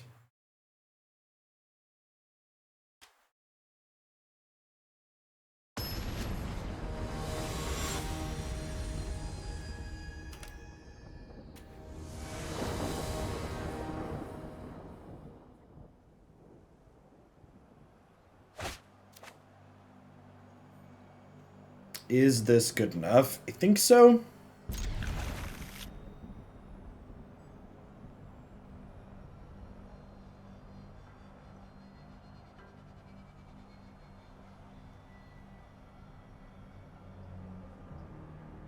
We'll see.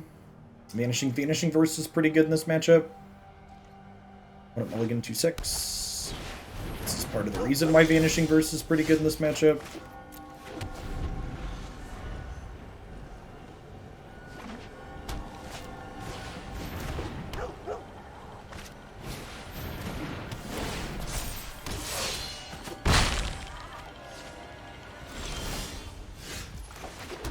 Alright.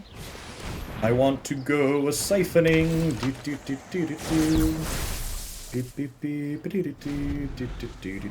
Siphoning. Siphon on.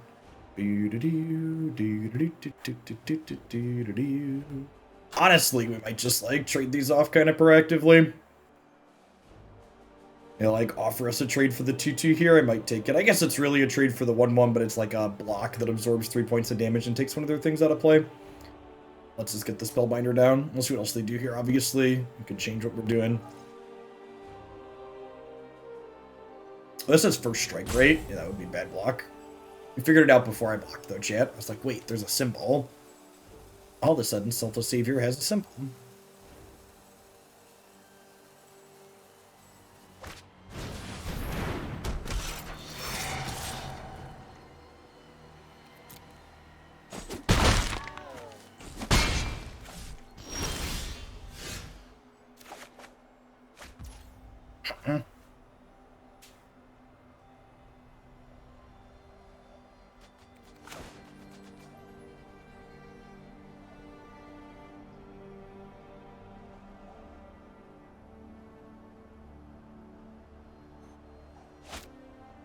I don't have anything that blocks well here.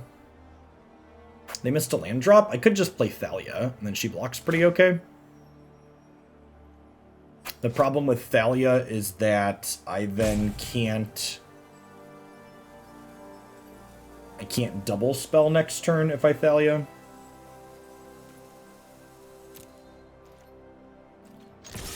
I'm gonna attack and see how they block. Just don't. Okay.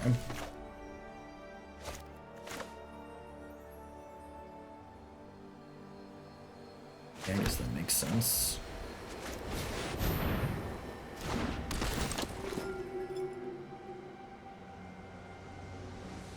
Huh. It's gotta be that one. Need my blockers.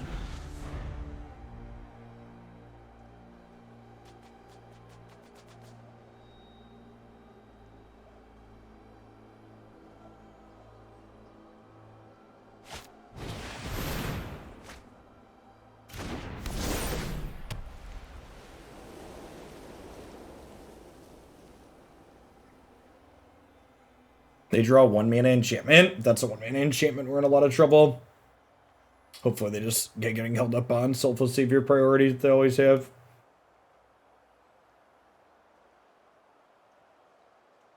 It's a 1-mana enchantment. Holy shit.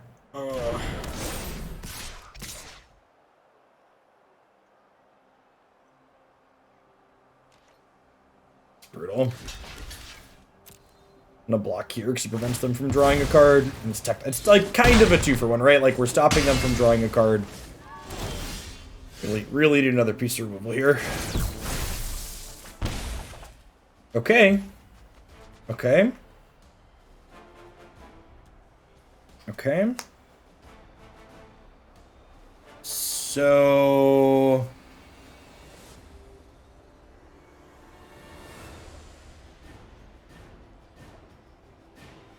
Huh.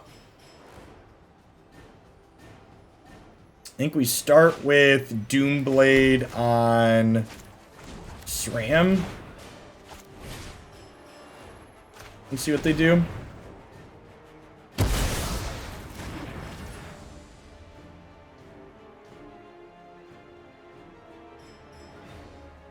Am I blocking next turn? I think the answer is yes, right? I guess I might not have the option to block next turn. They might be able to use the Heliod's card on me. I could pass here, but passing exposes me to... Passing exposes me to a Spell Pierce that they could have post-board.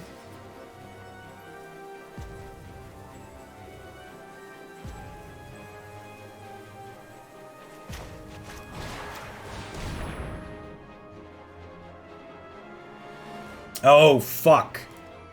They can escape these from the bin. Huh. Forgot they could escape that from the bin. Oh, maybe I am just supposed to... I am just supposed to pass there. And not play around Spell Pierce. So close. I could also be right, just hold up Glint-Sleeve as a chump blocker.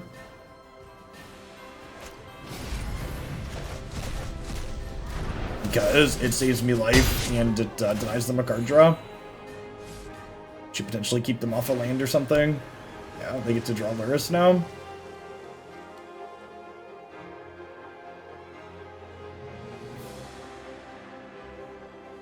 I've left myself in a not great spot. Basically need to run some more removal off the top here. We do have a lot of removal post board, but I think I definitely prefer to be on their side of the board right now.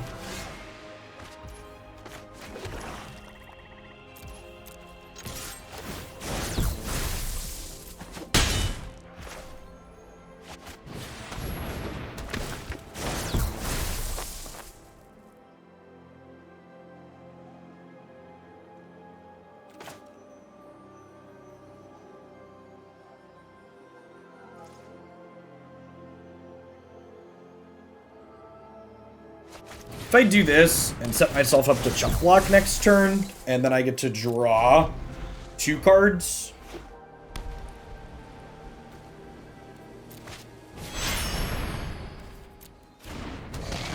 I think letting them draw a card last turn was wrong. I need to draw Skyclave Apparition, like plus a removal spell.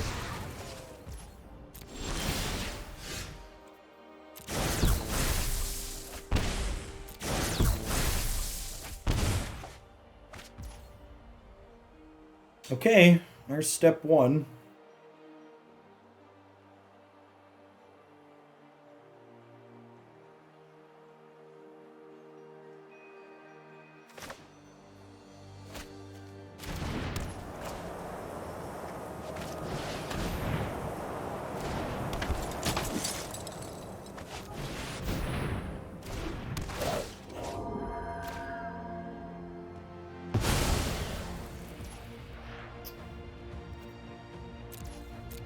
I think I'm okay trading a Glint-Sleeve for a Selfless Savior here, because it means that I get to draw another card next turn.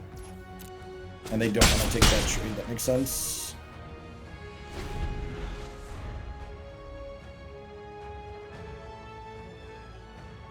We could see them Heliod's Punishment Thalia, forcing the chump block on the Skyclave. I think I'm okay with that. With another Thalia in hand. They get a 3/3 back, but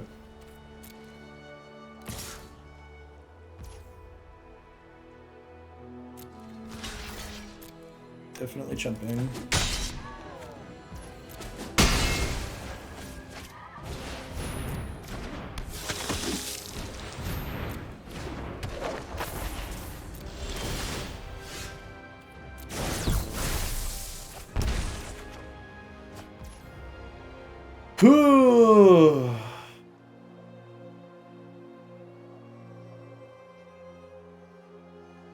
They just have so much life for this Adanto. Hits don't stop coming from that.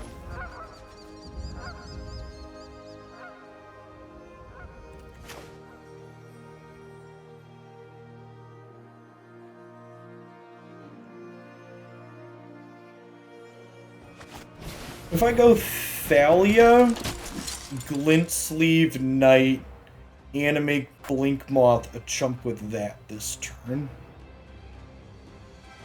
I don't think I hate that. I could also take an aggressive attack with the Glint-Sleeve to throw it away to cash in.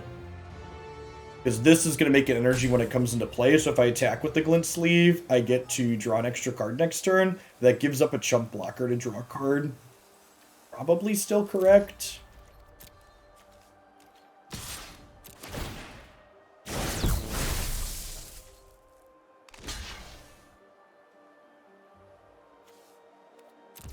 It's only cost them 1 life to save the Vanguard.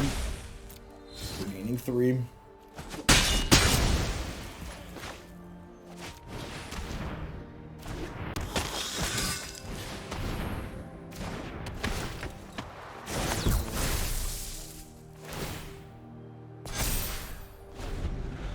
Oh, they paid 4, so the knight got a counter. That's nice.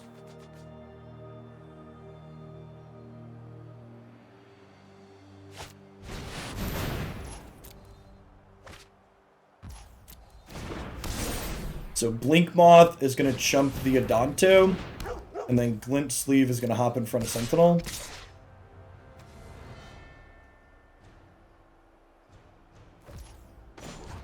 And then we're like hoping to draw running removal next turn.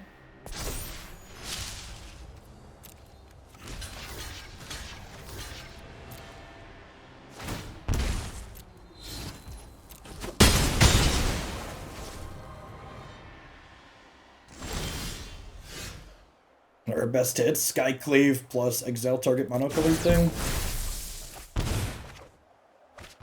How about a land? Is a land a good draw?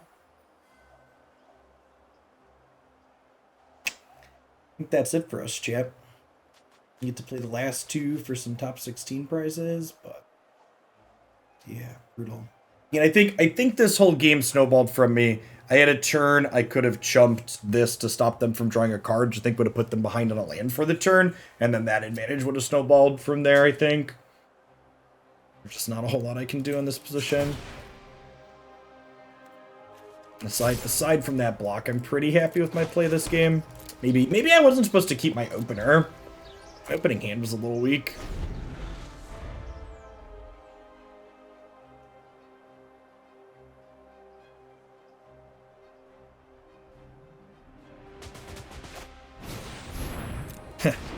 This is an enchantment, I'll concede.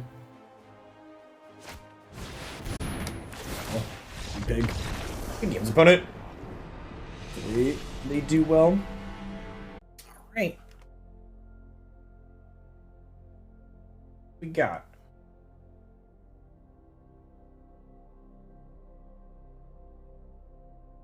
Alright, we got a rubber band match here against Auras.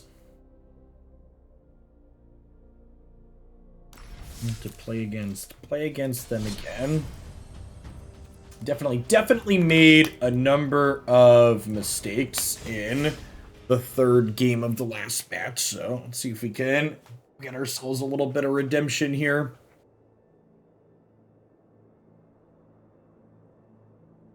Undefeated decks going into this round. There are 3 3-0s, and they are Is It Phoenix, and then the blue-red combo player that we lost to. Yikes. Yikes.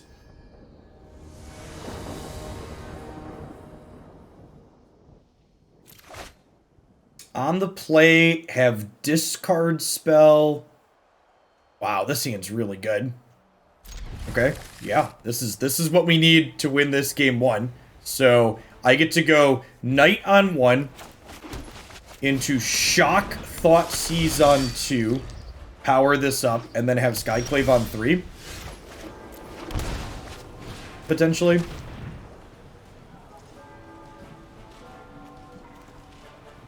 Double Spirit Dancer.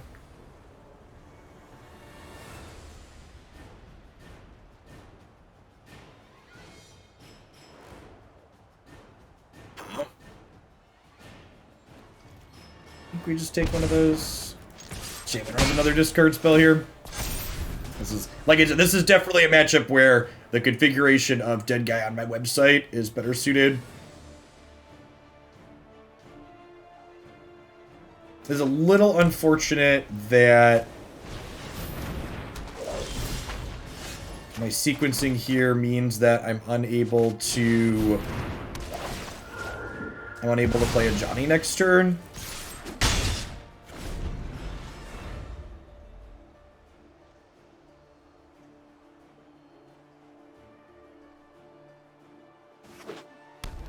I wanted to get a counter on this right away.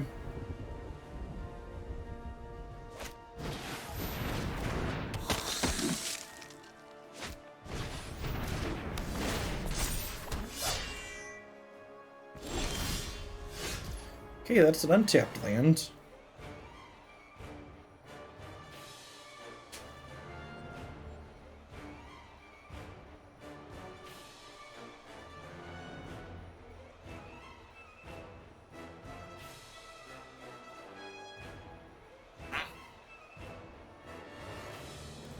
I'm gonna start by attacking with just the knight here, I think. See what they do.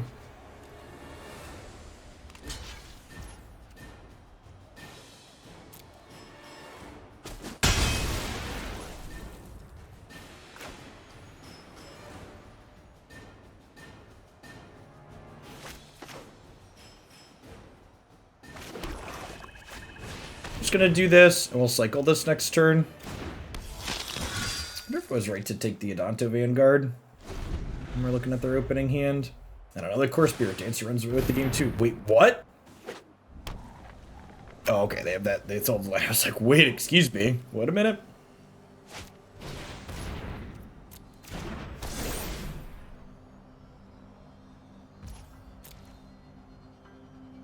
So we take 5 down to 11. Doesn't have vigilance yet. Noteworthy.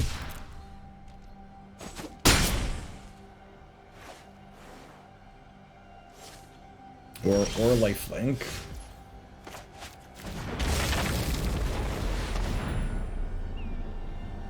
Hey, look, a distraction. I am proud to fight by your side. Look how far you have come.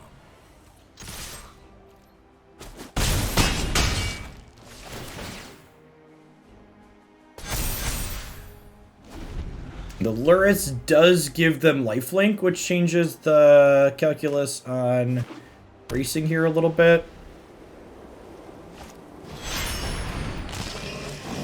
I have Blinkmoth Nexus to block a flyer for a turn, though.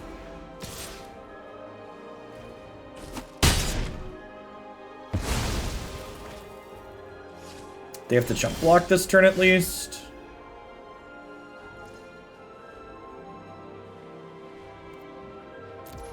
Right? They want to trade Duress for Skyclave, I think that's fine for me.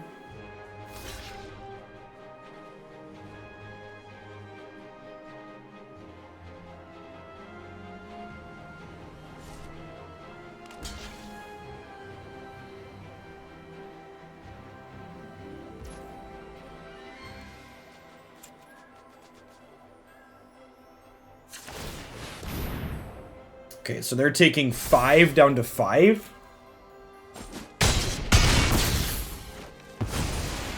Oh, if I play Thalia, I die to all that glitters? Not quite. Glitters would be, this is hitting me for 5. Glitters is +3/+3, so that's 8. They would need land into double glitters to kill me, I think. Does glitters ++1/+1 kill me? I don't think so. Glitters ++1/+1 is basically... Oh, if they give core flying?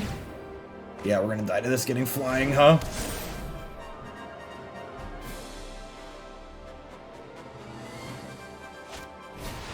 Gosh, what a close race. Fuck, exactly lethal. Wait, what? Did they...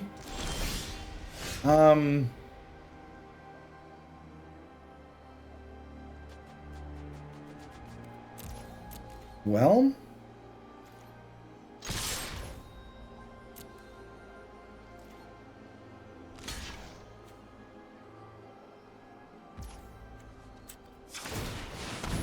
This is lethal, right? Alright.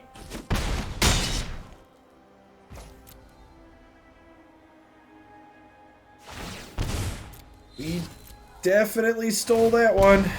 Yep. I mean, from the opponent's side, you'd much rather have a punt like that happen when you're X and 2 and dead for top 8, where my opponent and I are both just playing for top 16 prizes at this point, so... Definitely a lower stakes match than some of the others that we've played today. We've all been there, chat.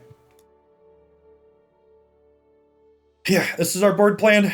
Removal spells in, Ajani, Reidane, Vanguard, and a land out.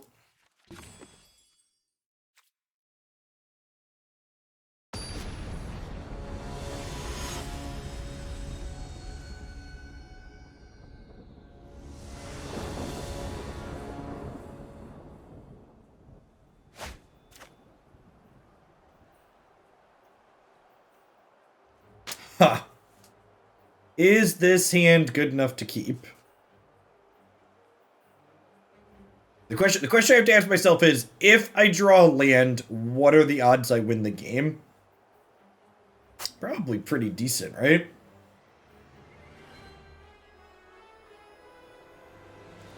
On the draw. This is the hand with the fatal push especially, we could probably miss for a turn and probably still be okay too. Nailed it, never didn't have it. I think we play knight on one. So.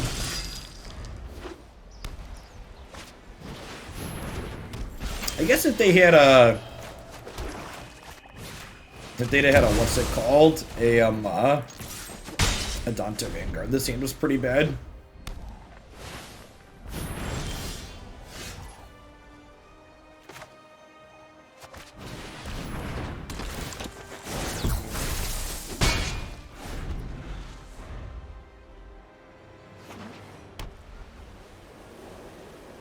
Vanishing Verse notably does not get rid of Duress. Our hand is not particularly good against the cat.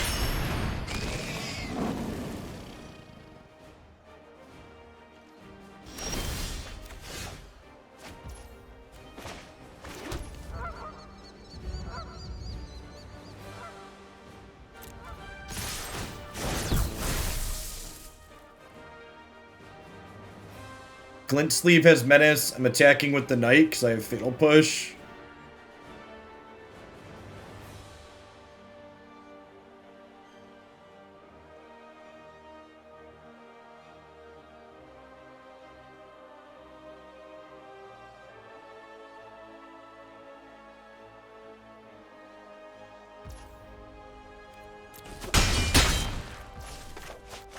Just play Thalia here. I might be wrong given the removal spells in our hand.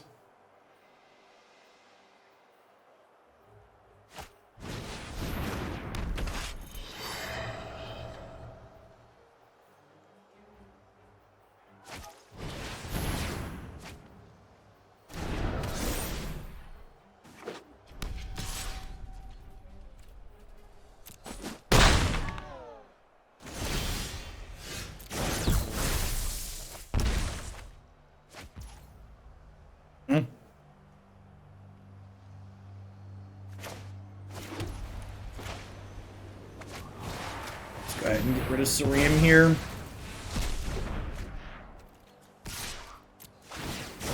Oh, you know what? I should attack with Thalia because if they eat her, Fatal Push kills the Duress. Oh, I guess I can do that on defense though too, right?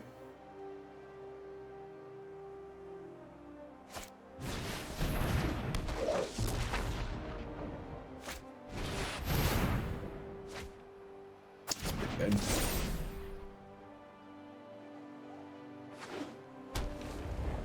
They have a Flying Aura for Duress. We do.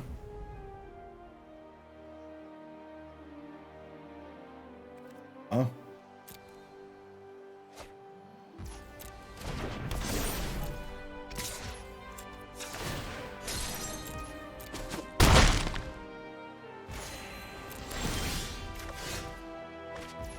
Okay, well, that was the best draw on the deck for sure. I can easily see this matchup largely hinging around, do you draw Skyclave Apparition or not, and the appropriate number of them. Just now, before I forget.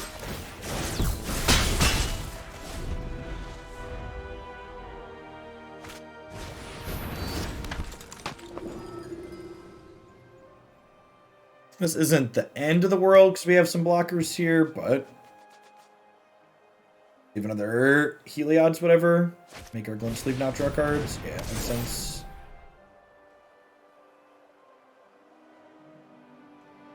Heliod's, whatever is the official name for this. This is pro-black, so this can't attack it anymore.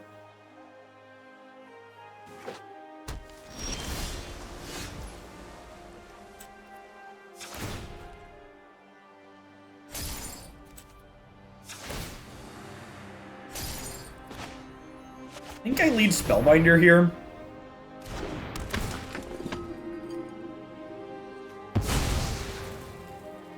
All that glitters. So I think I just pass now. Because they're not going to trade here, and I want to have 2 white creatures to threaten to block this on the back. Ajani's not in my deck anymore, so my graveyard just doesn't matter. Do this all they want. Okay. Oh, right. These Heliod's are pumping it up. Yikes. Wow, do I just take a 7-ball here? Is that crazy? I feel like it's not crazy.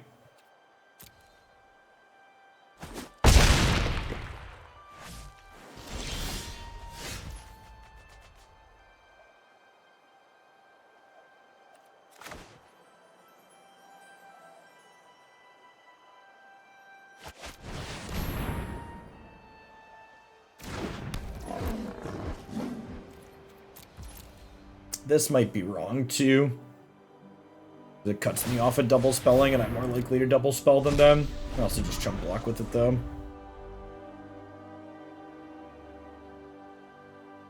If they attack with the Apostle without putting anything else on it, I get to double block. Please give your thing pro-white.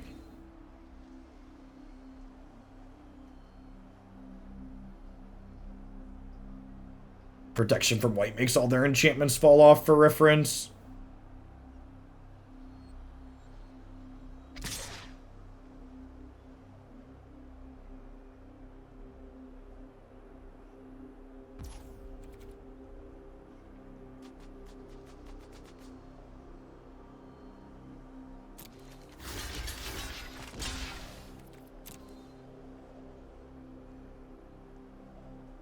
Now, if they give this pro-white, these all just trade, right?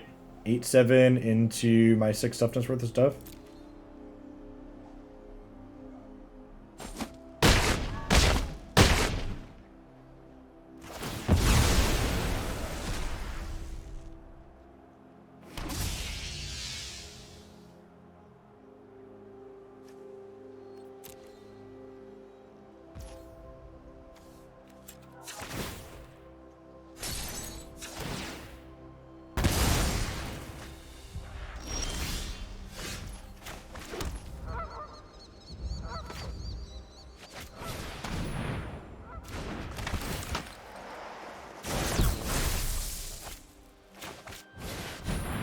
Means they can't do anything crazy, which is nice.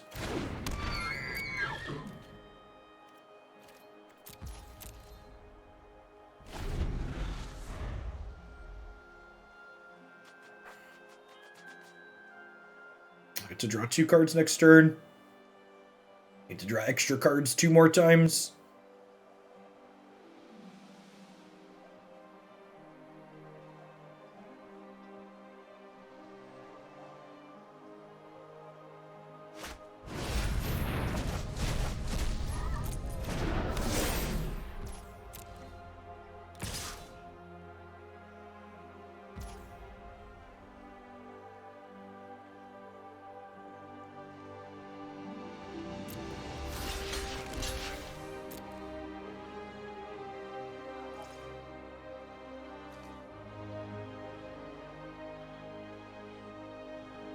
So, I mean, they can give this pro white, and then they keep the 3/3, but, like, then they don't kill my Thalia.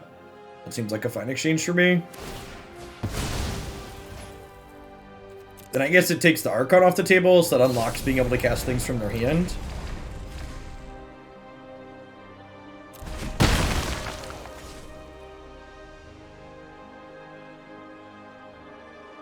They could have, like, if they have one of their cards that draws cards here, they do not.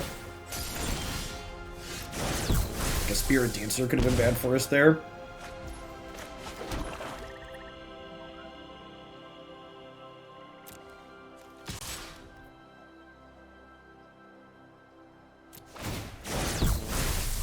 Notably, what was I going to say? Notably, this does not take tokens, so...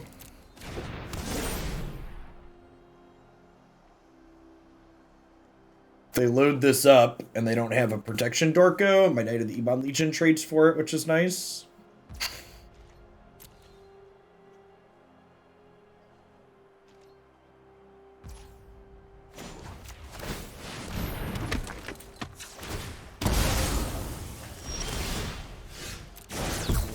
Take that action one more time, shit. Oh ho. We're halfway there. Living on the prayer.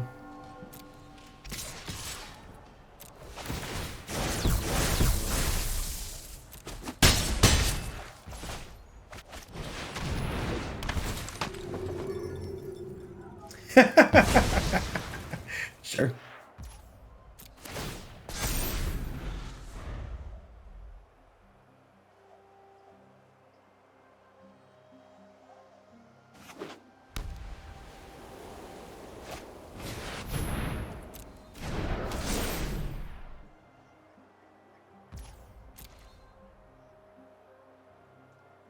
Their out is hoping we misclick on Glint-Sleeve Siphoner at this point.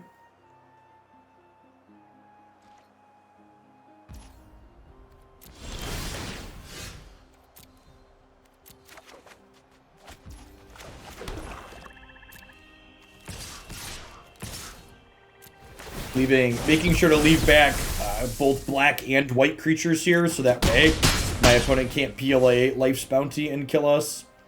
And honestly, I think we just go ahead and Skyclave Apparition their Staggering Insight here, so that way they don't have lifelink for next turn.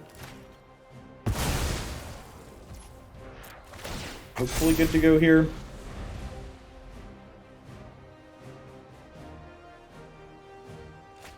So, a little bit of a mishap from our opponent in game one that let us, Oh no, did they draw the flying? What if they draw the flying enchantment? This was, speaking of mishaps, this was a bad attack. This was a very bad attack, chat. It's late, it's been a long day, like I was just about to say, it's the mishap that happened in the first game, like, it's been a long day, we've all been there. You know how that goes.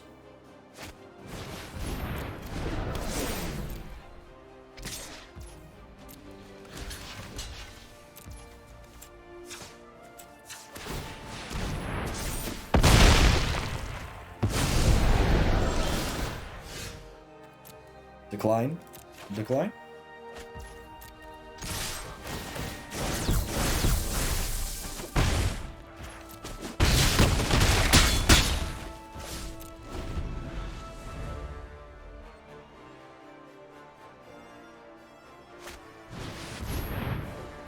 Fair. We gotta correctly click decline 2 more times, chat.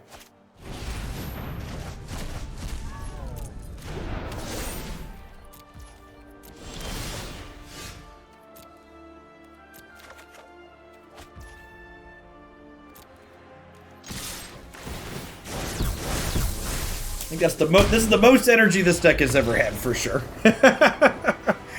Alright. Big games to my opponent. I guess we're playing round 8, chat. See if we can sneak into top 16 here. I think top 16 is like $50 or something. I forget what the prizes are. I just wanted to play a Magic tournament today. Oh, it's $100 for top 16. Look at that. Get some things for our trouble if we win one more. Lost the die roll. Not a great start. Discard spell Thalia. Right, I mean, this hand desperately wants to draw a 2-mana play, or another 1-mana play, but definitely a keep.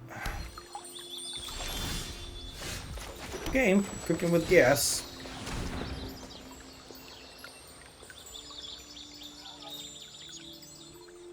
Ha!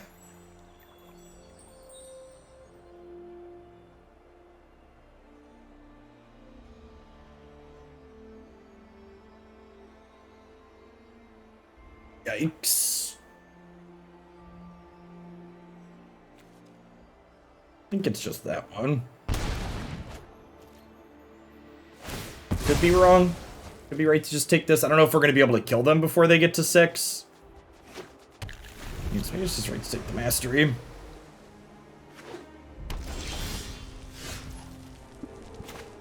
Oh, I guess if they draw a land... I was thinking I could Spellbinder the mastery before it happened. Nah, this was wrong. I should have taken the mastery. They hit untapped land here, and we just die to this. Magma Opus flashback. We'll be lucky, and they'll miss on the land. It's not how our last match when I was fun. Yeah, it's just been a long day. 6:30. It's past my bedtime, chat. Yep. Oh, it's a tapped land. Sick.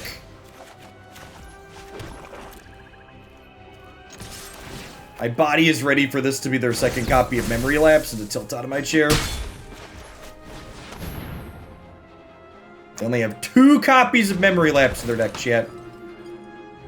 Could be a second Mizzix Mastery, too. Creativity. Well. One's gotta go. Go. If they cycle the Shark Typhoon here? Nah, just make more Magma Opus. That makes sense. I guess if they draw untapped land, they could still Mizzix Mastery this turn.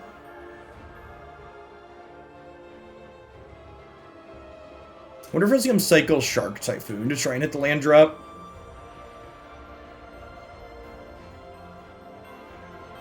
What's our best draw next turn? Probably Reidane. They're in the tank, so I'm assuming we're not getting Mizzix Mastery, because if they had the land, they'd snap it off.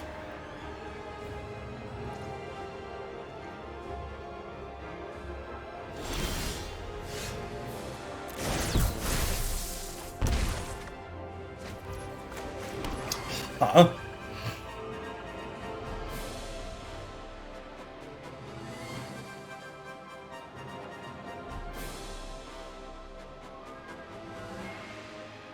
So if they Shark Typhoon this turn, they could theoretically combo us next turn if I don't do this. So I think I gotta do this.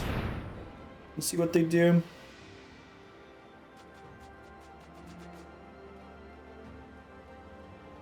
I imagine we'll see them make a 1/1 in response here.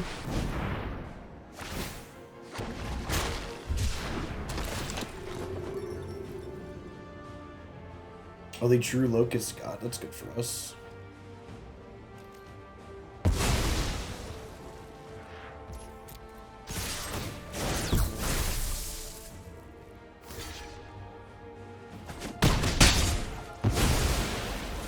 So I don't think I can play Knight of the Ebon Legion here, because if I play Knight and they draw untapped land, they get to kill all 3 of my creatures with Mizzix Mastery, flashing back Magma Opus.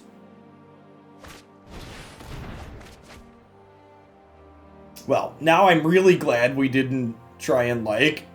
Oh, you know what? Was I supposed to... Oh, you know, I wasn't thinking. If I would have taken the Locust God with the Spellbinder, they can't brainstorm it back in then, right? And then they have to just like have half a combo in their deck. Yeah, I didn't think that through. That's definitely the better line. If I just take the Locust God, they can't ever really combo, right? They have to like cast it for 8 before they do, and then get Sage of Falls into play.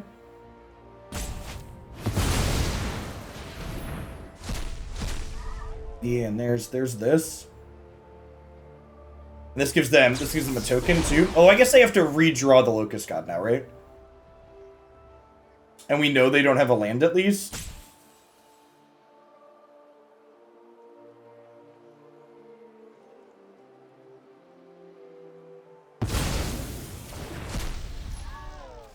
And it is worth noting, them drawing a second one of those, they have another Magma Opus in the bin.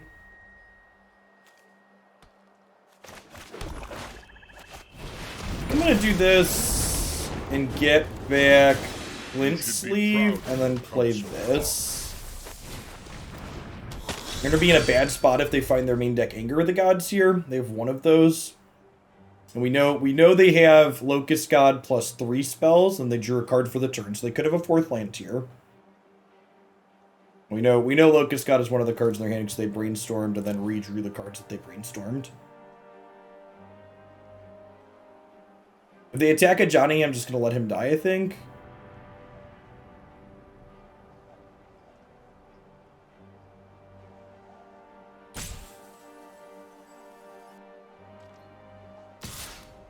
I guess I could jump with Knight and then play Adanto and then plus on the Adanto.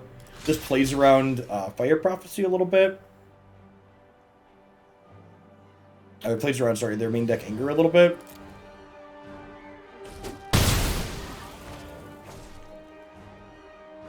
Because the next turn I can plus that on Adanto plus Glint-Sleeve, and then he can down tick and pick this back up. Fire Prophecy, it's Planeswalkers though, right? No, it's only creatures. They can have Prismari Command here. They have 3 copies of those. Or 4 copies of those.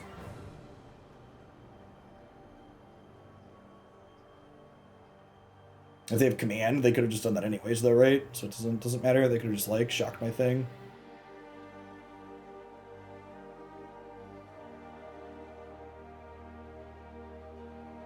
A Thalia at any point would have been stellar this game, based on how tight they've been on resources. It feels like there's a Prismari Command coming.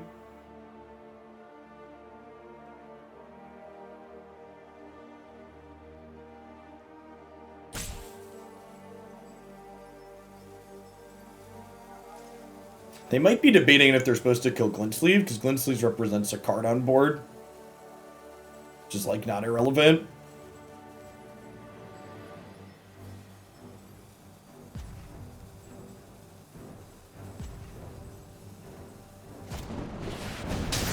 Okay.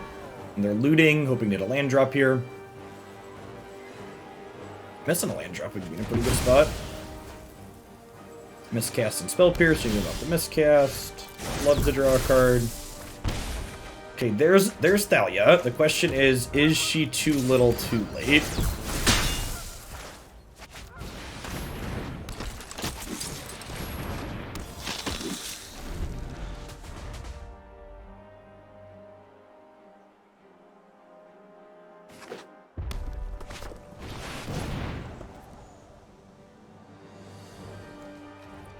Oh my god, we're gonna get natural comboed.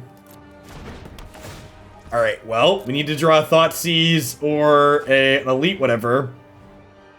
If they have 6 land next turn, they get to just cast their Locust God that we know they have. Yikes. Yikes. Wow, that's fucking brutal. Yeah, I definitely, I punted with this earlier, and I realized it too. I definitely should have taken this Indomitable Creativity.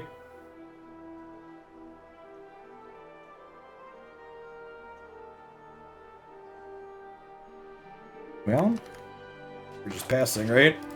Just like hope they don't have a land and we draw something next turn.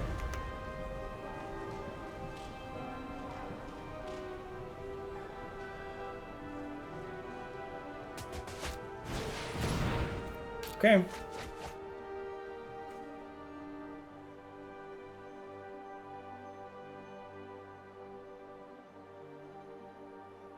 And now, if they have a land, they even just get to hide the Locust God on top, right?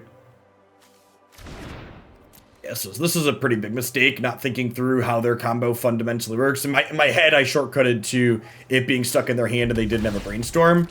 But if I think through how their combo actually works, I would have come to the better conclusion. I don't know that we're guaranteed to win this if I make the better line, but we'd be in a much better spot for sure.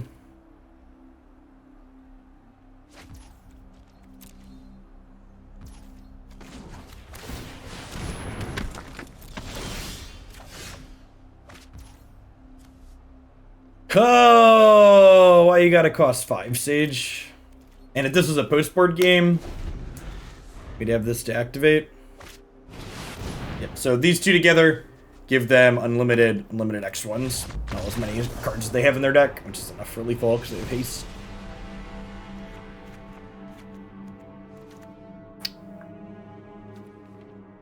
Yep, and this is the exact same sideboard we played against last time, so I'm going to go ahead and bring in the Vanishing Verses, kind of expecting them to pivot off of their combo in the post-board games, which is fine. Vanishing Verse is still good. I'm going to cut a Savai Triome here.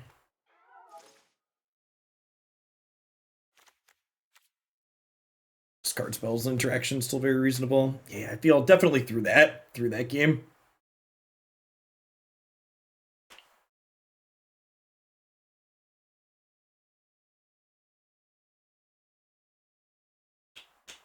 Our hand was pretty decent to start there too. Kind of threw it away.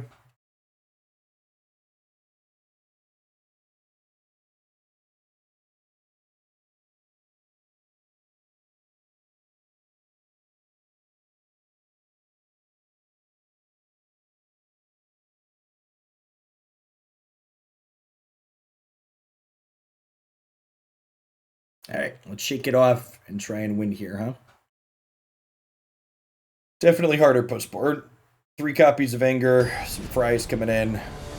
They get to cut their bad cards like Miscast. And again, like, that game, we saw the power of their card selection, right? Like, they drew cards that were bad in the matchup. I drew cards that were bad in the matchup, but they got to draw a discard through their bad cards, where it's just like, I had a Skyclave sitting in my hand that had no text.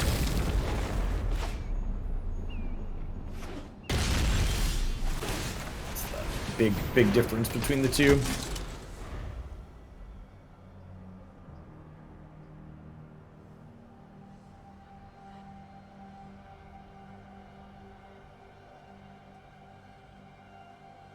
Hand's pretty decent. Disruption, disruption, disruption, all in the play.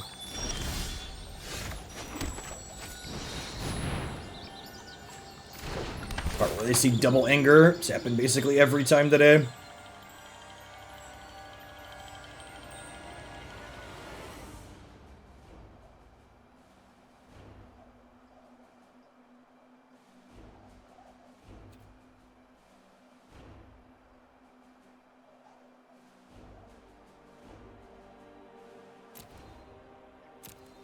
Reidane is so awkward in this matchup.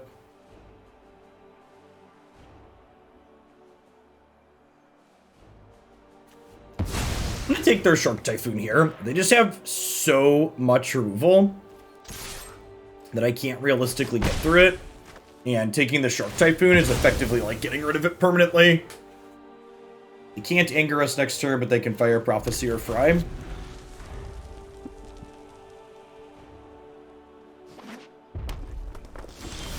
It's a shame we're not very good at drawing Adanto Vanguard.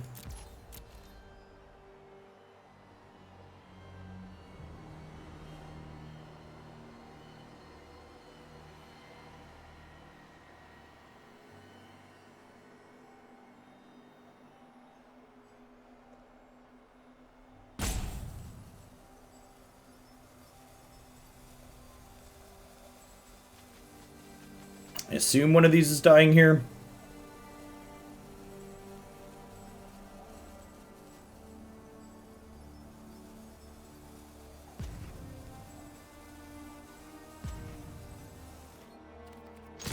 I guess if they want to hold Memory Lapse up, they might not.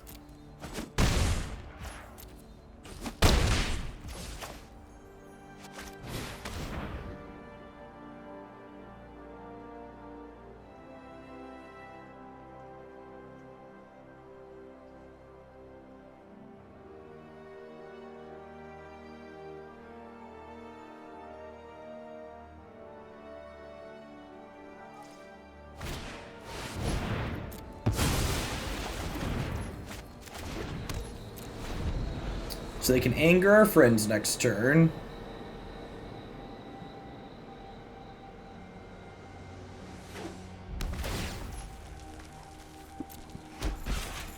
Okay, so they're not casting anger.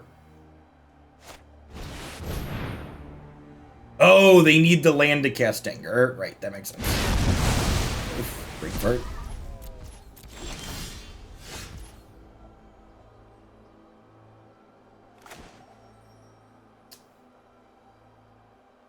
I was like, wait, what?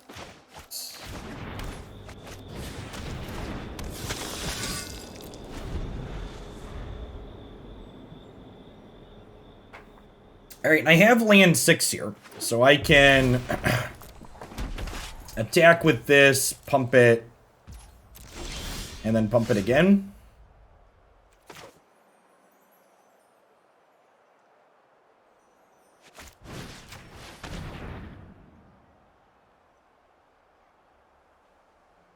Start here, see what they do.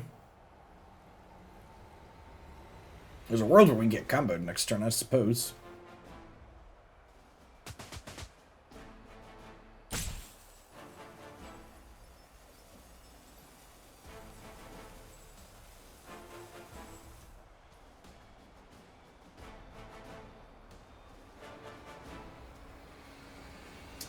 Okay, so I just take Locust God and hope they can't combo me.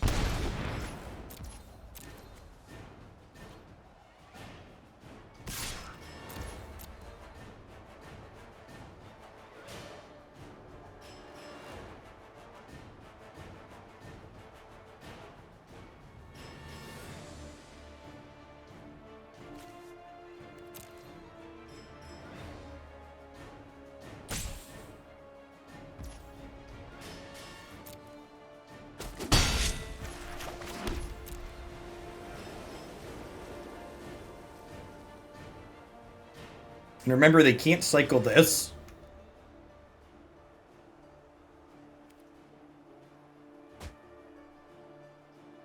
There's a creature knocking at my chamber door.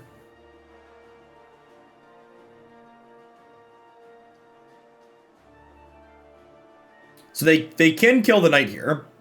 They can go Fire Prophecy, I pump Prismari, command it.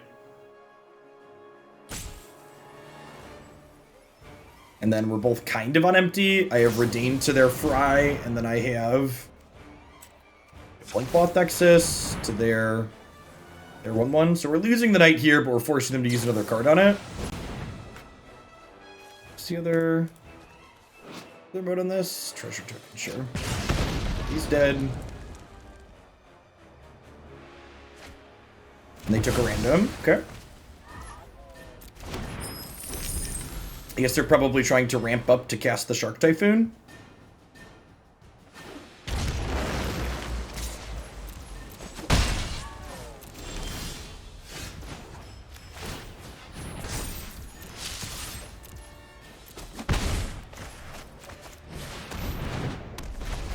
Remember, Reidane stacks with, what's it called? So this currently costs 10. Enter.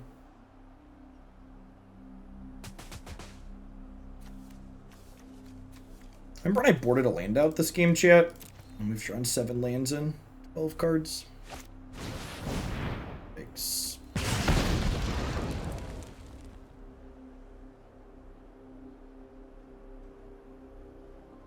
And the way I sideboarded, expecting them to board in Primal Tide, I actually don't have an answer to Shark Typhoon in my deck right now, so if they cast that next turn, we're probably just dead, barring them just, like, never drawing a spell.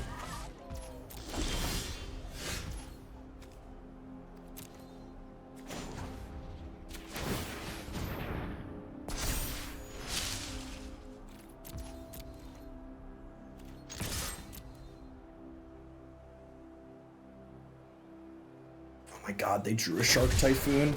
Holy fuck. Ugh. Oh, that's brutal.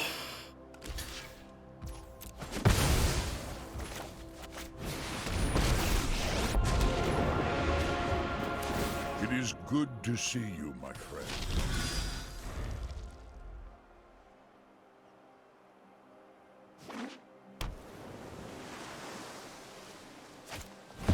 Can't play around that. Every point counts in a situation like this.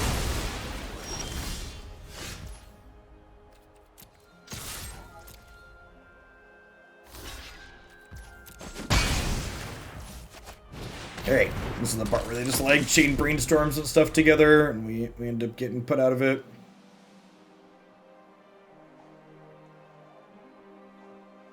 Man.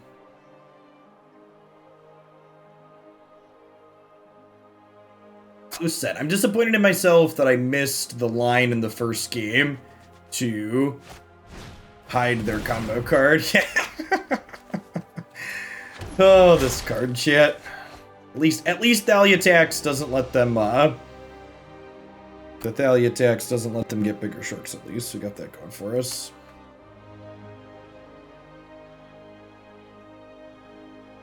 Rough. Maybe we'll sneak into top 32. Our breakers were okay.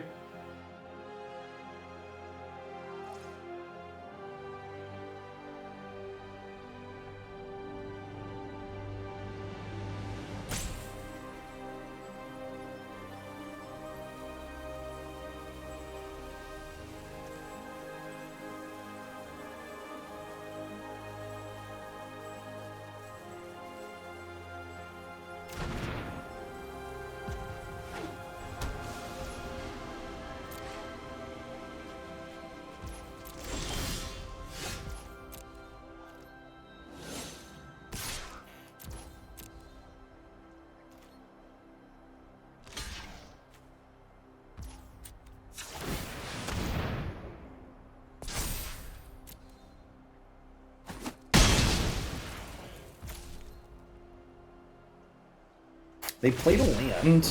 Bodes well for us. We just have a bunch of bricks. Did they have a creativity? They could just like play it for a bunch.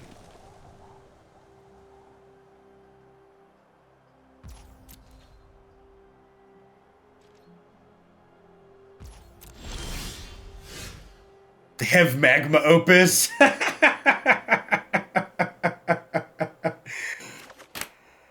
Oh, shit. They have Magma Opus.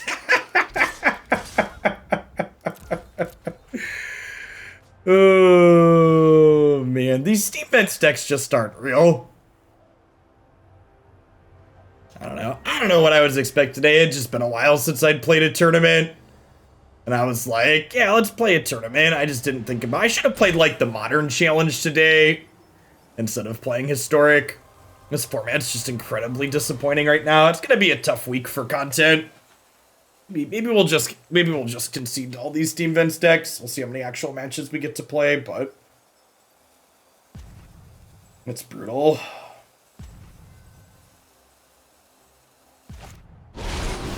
Yeah. Good games, opponent. Good luck in the top 8. I think.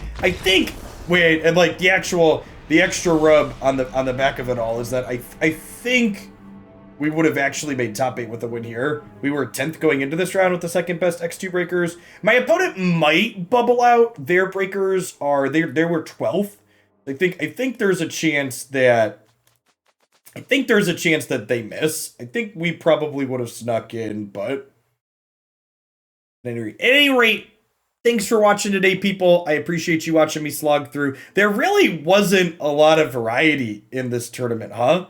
I played against 3 Auras decks. I played against I played against this deck twice, and then I played against Jeskai Control and Niv Mizzet. I must be forgetting one because that's 7, but yeah, kind of a blef. Did I play against blue cards every single round? I want to go back and check the tape and see what I'm forgetting on the 8th one, but I think I played against blue cards every single round, which is, yeah, well, brainstorm the format. At any rate, I'll be back tomorrow morning. We're going to start with some Modern, because Modern's really sweet. We're going to do a little bit of Historic, at least, depending on how Historic goes. We might do some other stuff as well. We'll definitely be playing some Modern, followed by some Magic Arena, followed by starting Ratchet and Clank, the new Ratchet and Clank tomorrow morning. So, thanks for watching. Hopefully see you around this week. Peace, folks.